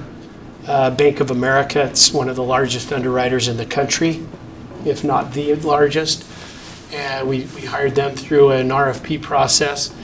And they will now take the credit rating along with the offering document that Ryan Bierke, legal counsel to this financing, is prepared. And they'll start marketing this financing this week across the country. We plan to sell the certificates next Wednesday, a week from today.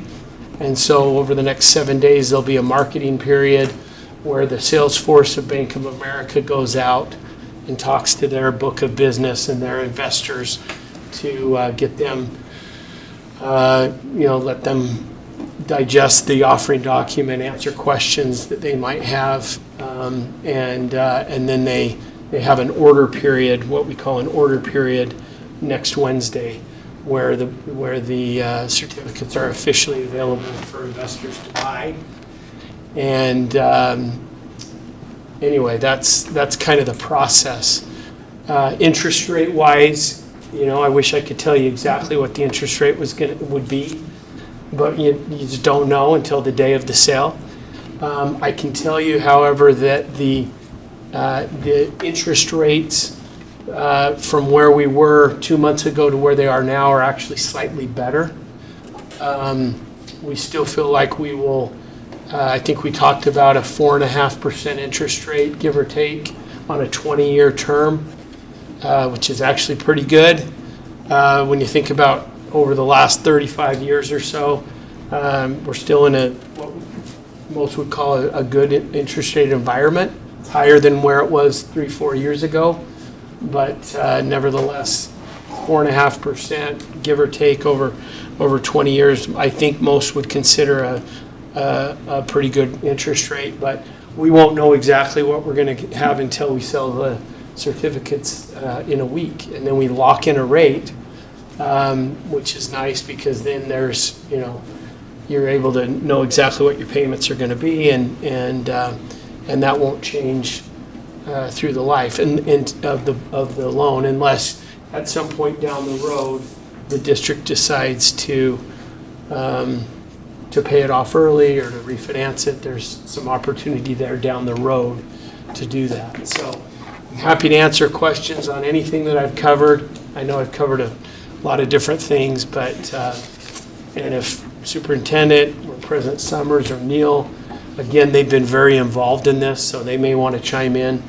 But anyway. I have a question. Yes. So, A3 is the highest. How's the rating?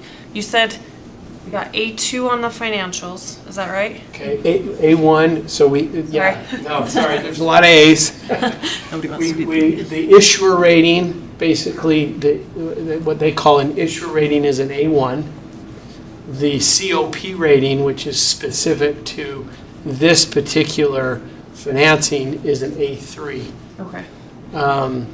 A lot of the metrics, financial metrics, were very good, even up into the AA category, which is higher than single A.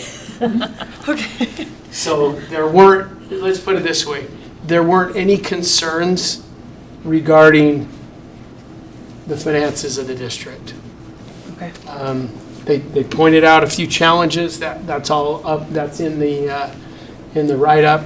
We could talk about those, but So, I guess what prevented us from getting a higher rating if it wasn't our financials? yeah, there were two main challenges that you'll read in the write-up. The first being, they call it governance and social risk. Really comes down to annual appropriation risk, meaning will the district decide every year to allocate money to pay this off, or to make that annual payment each and every year. And the challenge, and I guess you could call it the credit negative, was one, lack of support through, which was obvious through the general obligation bond, as well as the lease revenue bond, both mechanisms that the district went down that road. We pointed out to them that the district did listen to the voters, and they went from a $220 million request down to a $140 million request, all the way down to what would be considered the most essential need, which was the $55 million.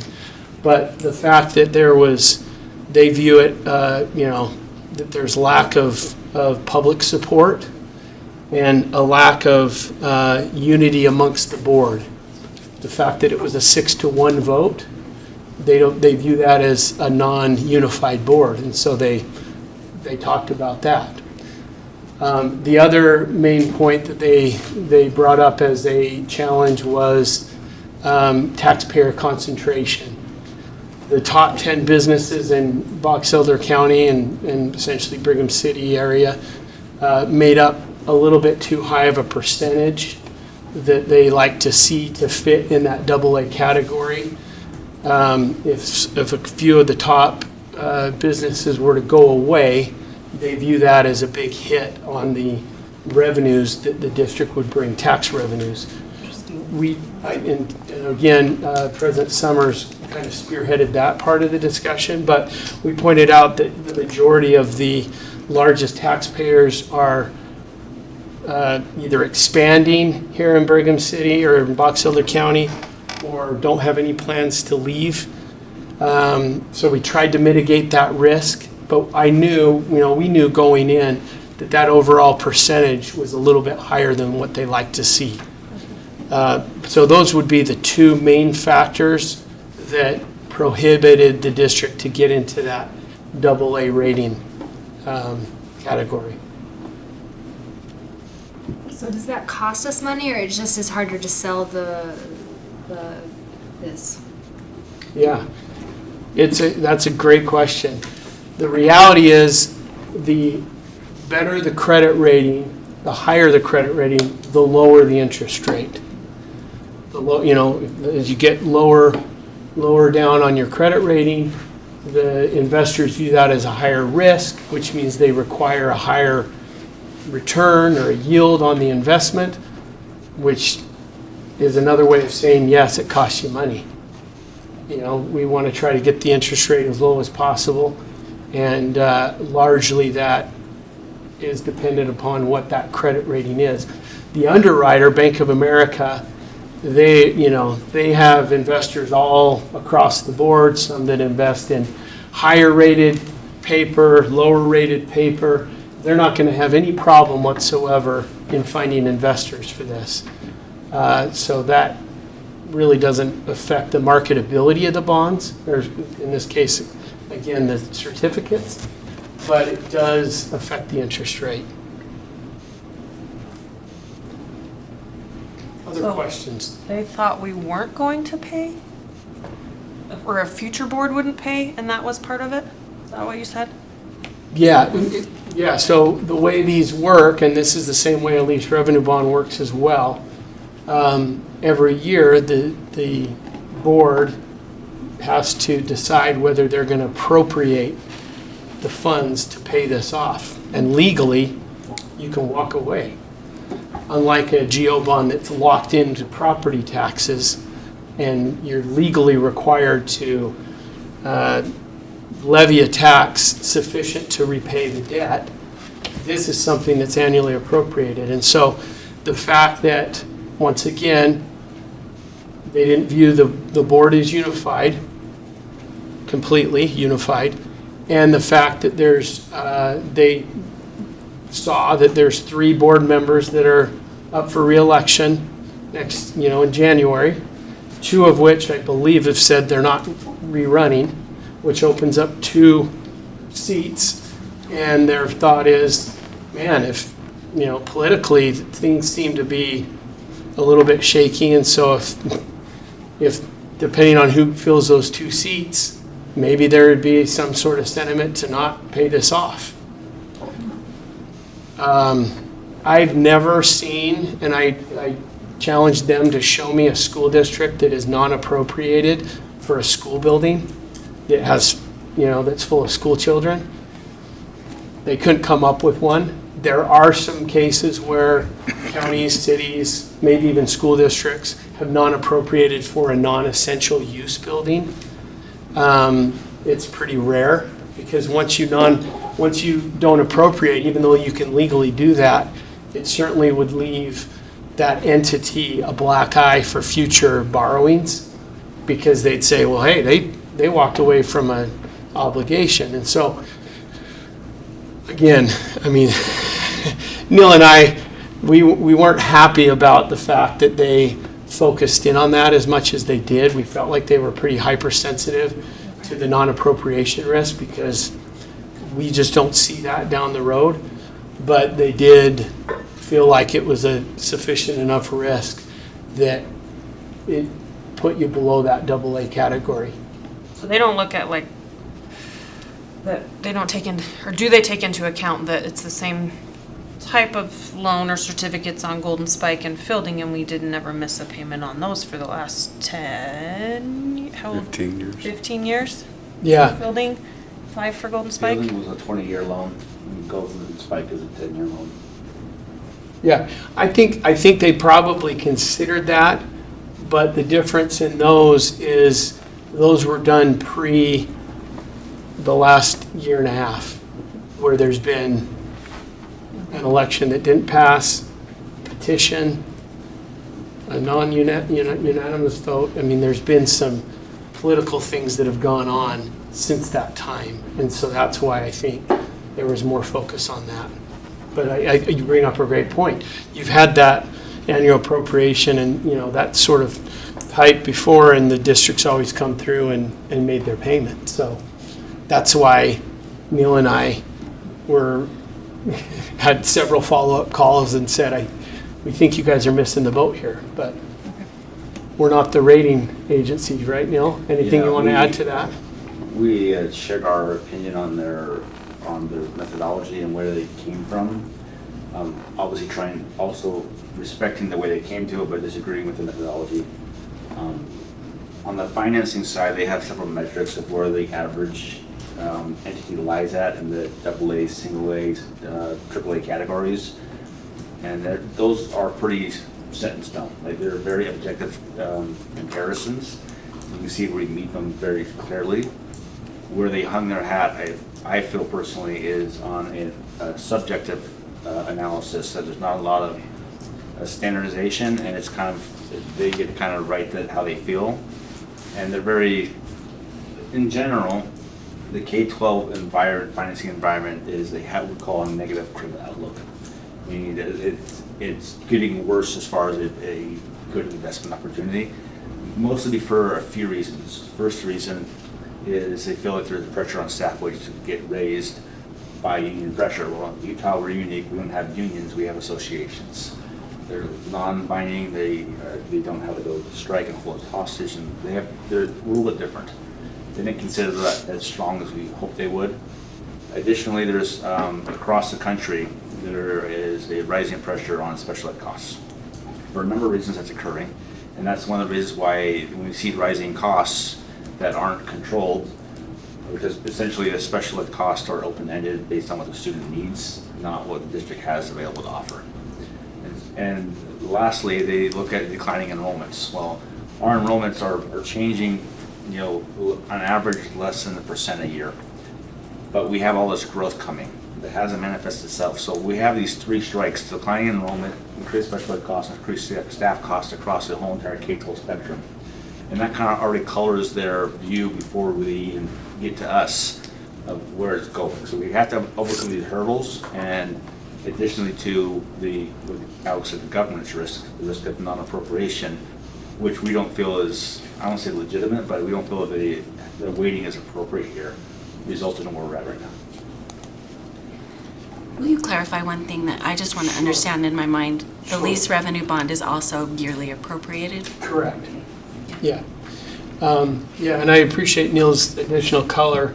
And I want to make sure that we don't overshadow the fact that a single A rating is still a good rating. It's an investment grade rating.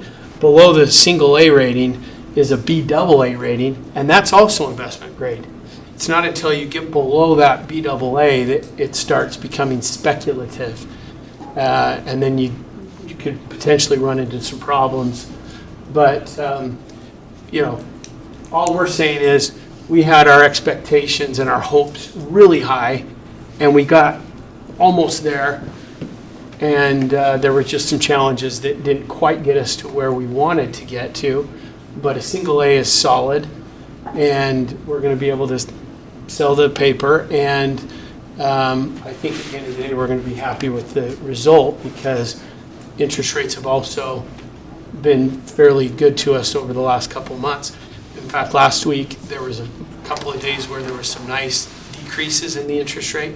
The last couple of days it's been steady, and there's a chance that by next Wednesday we'll gain some more ground. So I think we're certainly going to stay within what our overall expectation was as far as interest rates go. Where we are frustrated is just a few of these challenges that, they are what they are, but I know that Neil can feel like, and Tiffany and Keith, that we did the best we could. And again, the discussion went really well.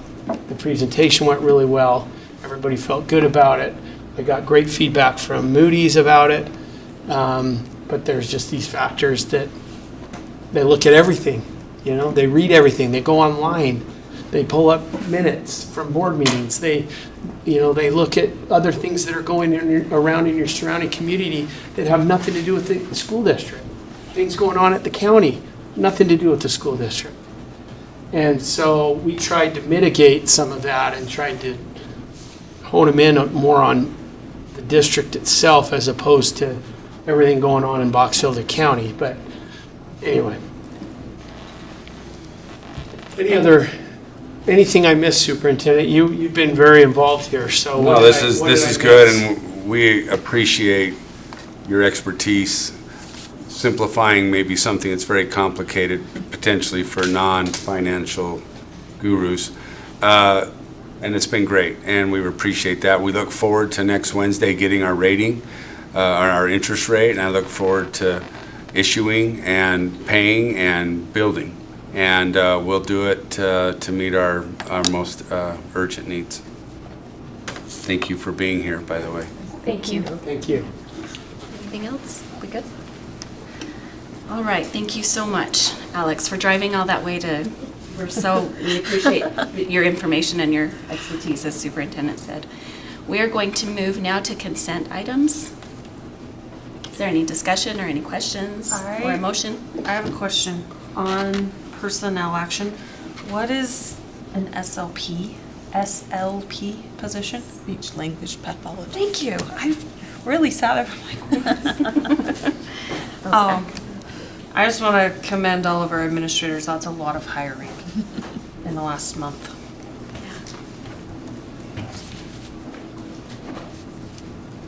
Any more questions, discussion? Yeah, on the minutes, down at the bottom, there are a couple that say that I motioned to move something and then I voted against it, which I didn't. So, starting with consent items, I think on mine it says page 4. Karen motioned to accept the consent items and the motion was seconded and passed unanimously. But then when you go down, it has me for a no vote. That happens again on closed session. Karen motioned to go into closed session, it passed unanimously, then it has me for a no vote.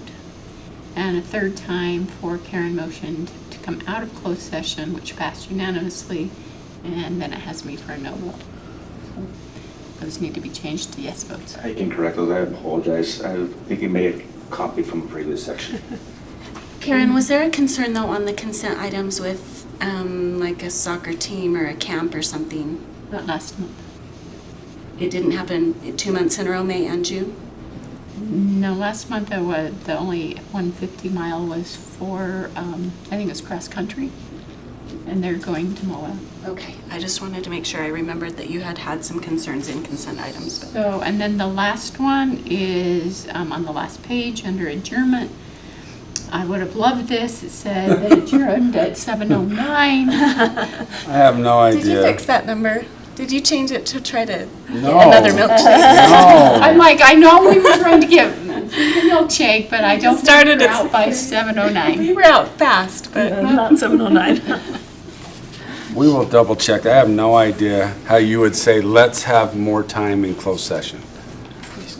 Of all people, right? Of all people. Of all people. So I don't know why that's the case. I apologize, and we will get that right, and we will come back and I ensure don't, that you. yeah, I don't know what time we adjourned, but I know it wasn't 7:09. Well, I think we left this room at 7:09. We didn't lose 7:09 was would have only been. It was fast. 40 minutes. 40 minutes.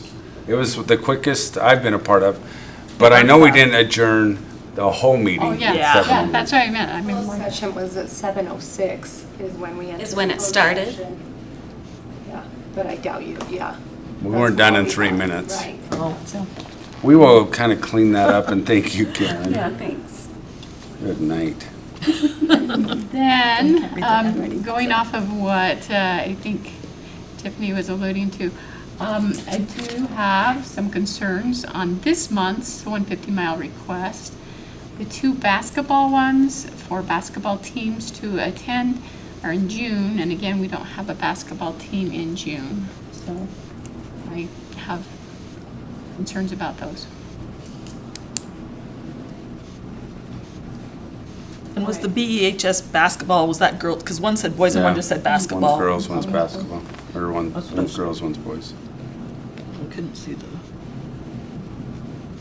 Didn't have it. Do you need further clarification on those concerns, or is it the same as prior? Yeah, I just don't think that the school district should be doing that in the summer. I'm fully supportive of our teams, but as far as getting students prepared for the seasons, I think that's the parents' obligation and not the school district's. So are you not equally concerned for orchestra and traveling to San Diego in June? Their orchestra is a year-round, and they're part of that, so. But it's not during the school year, and there's not, do we have an orchestra? What is, We have orchestra I'm thinking like there's class, madrigals and there's, but what is orchestra's team?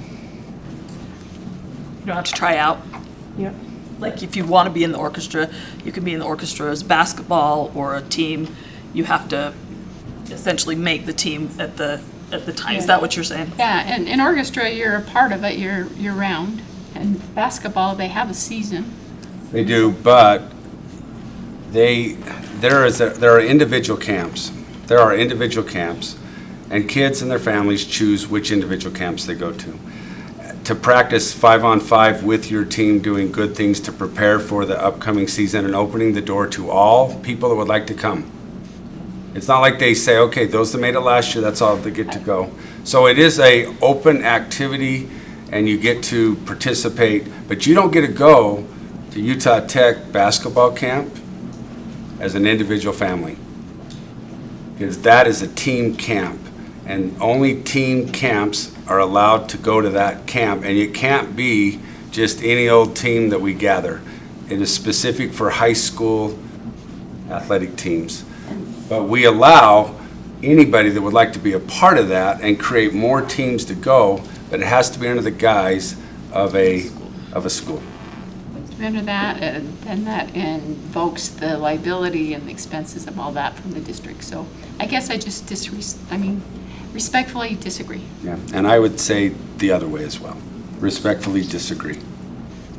All right, any more concerns with our consent items or questions? Or can I have a motion? I'll move we pass the consent items. Second? I'll second. All right, we have a motion and a second. Any more discussion to that motion? All those in favor say aye. Aye. Any opposed? Aye. Okay, so did you get that? I got it. Mr. Stevens, thank you.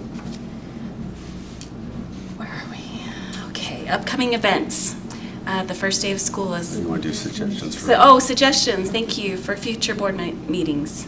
If you've looked at that list, you have things to add. I would like to add, we really would like monthly updates on facilities and how these new elementary school projects are moving. If that would be okay to get on there each month.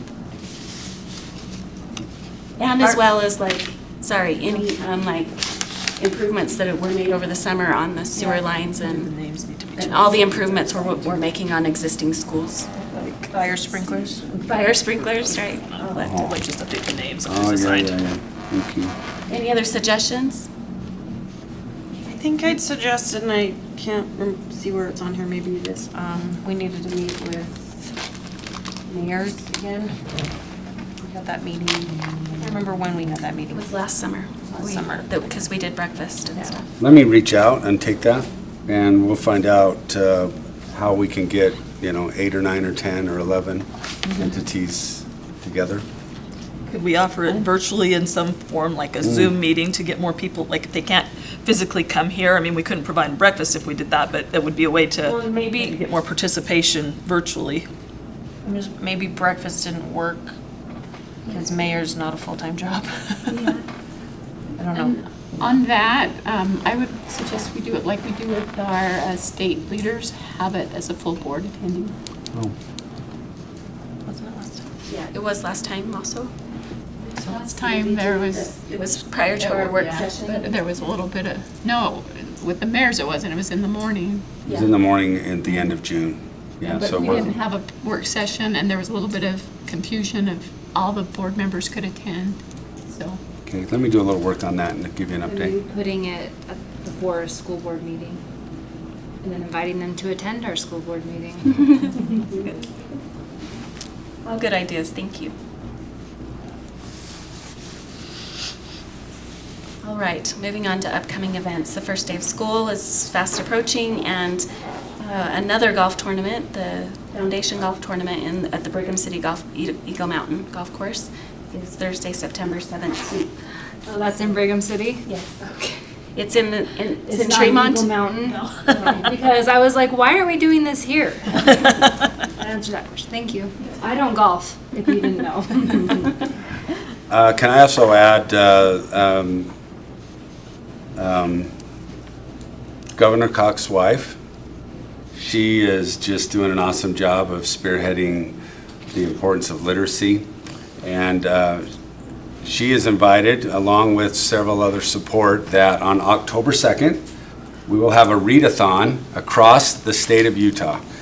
And specifically, we're going to join in as a school district from 9:30 to 10:30 a.m. in every school. And we're going to invite children to read, and adults to read, and we'll invite our parents to read, and kind of just take an hour break. And let's do some reading.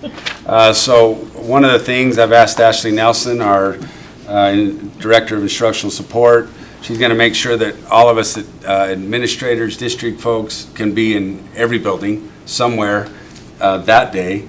And we invite you to attend your closest school, whatever you'd like, but between 9:30 and 10:30 on October 2nd, this readathon to support the great work that's going in across Utah. That's awesome. Nice to take an hour to read. That'll be hard for Julie to make her read, right? I know, Yeah. really Gosh tough. darn. My husband would like you to cap my reading time now. All right, thank you very much. We need a motion to go into closed session and adjourn from closed session. Move that we go into closed session to discuss the purchase, exchange, or lease of real property. And do we need to make, do we need two motions, or can I say and also to discuss? One would be great. Just one at a time? No, two at once, sorry. Okay. One motion for both. And to discuss the character, professional competence, or physical or mental health of an individual. I second that. Okay, we have a motion and a second. We need a roll call vote, starting with Karen, please. Karen Cronin, yes? Wade Hyde, yes? Julie Taylor, yes. Tiffany Summers, yes. Danielle Wright, yes. Stephanie D. Phillips, yes. All right, thank you. We'll be back in that north room where we were earlier for our next part of this. Thank you.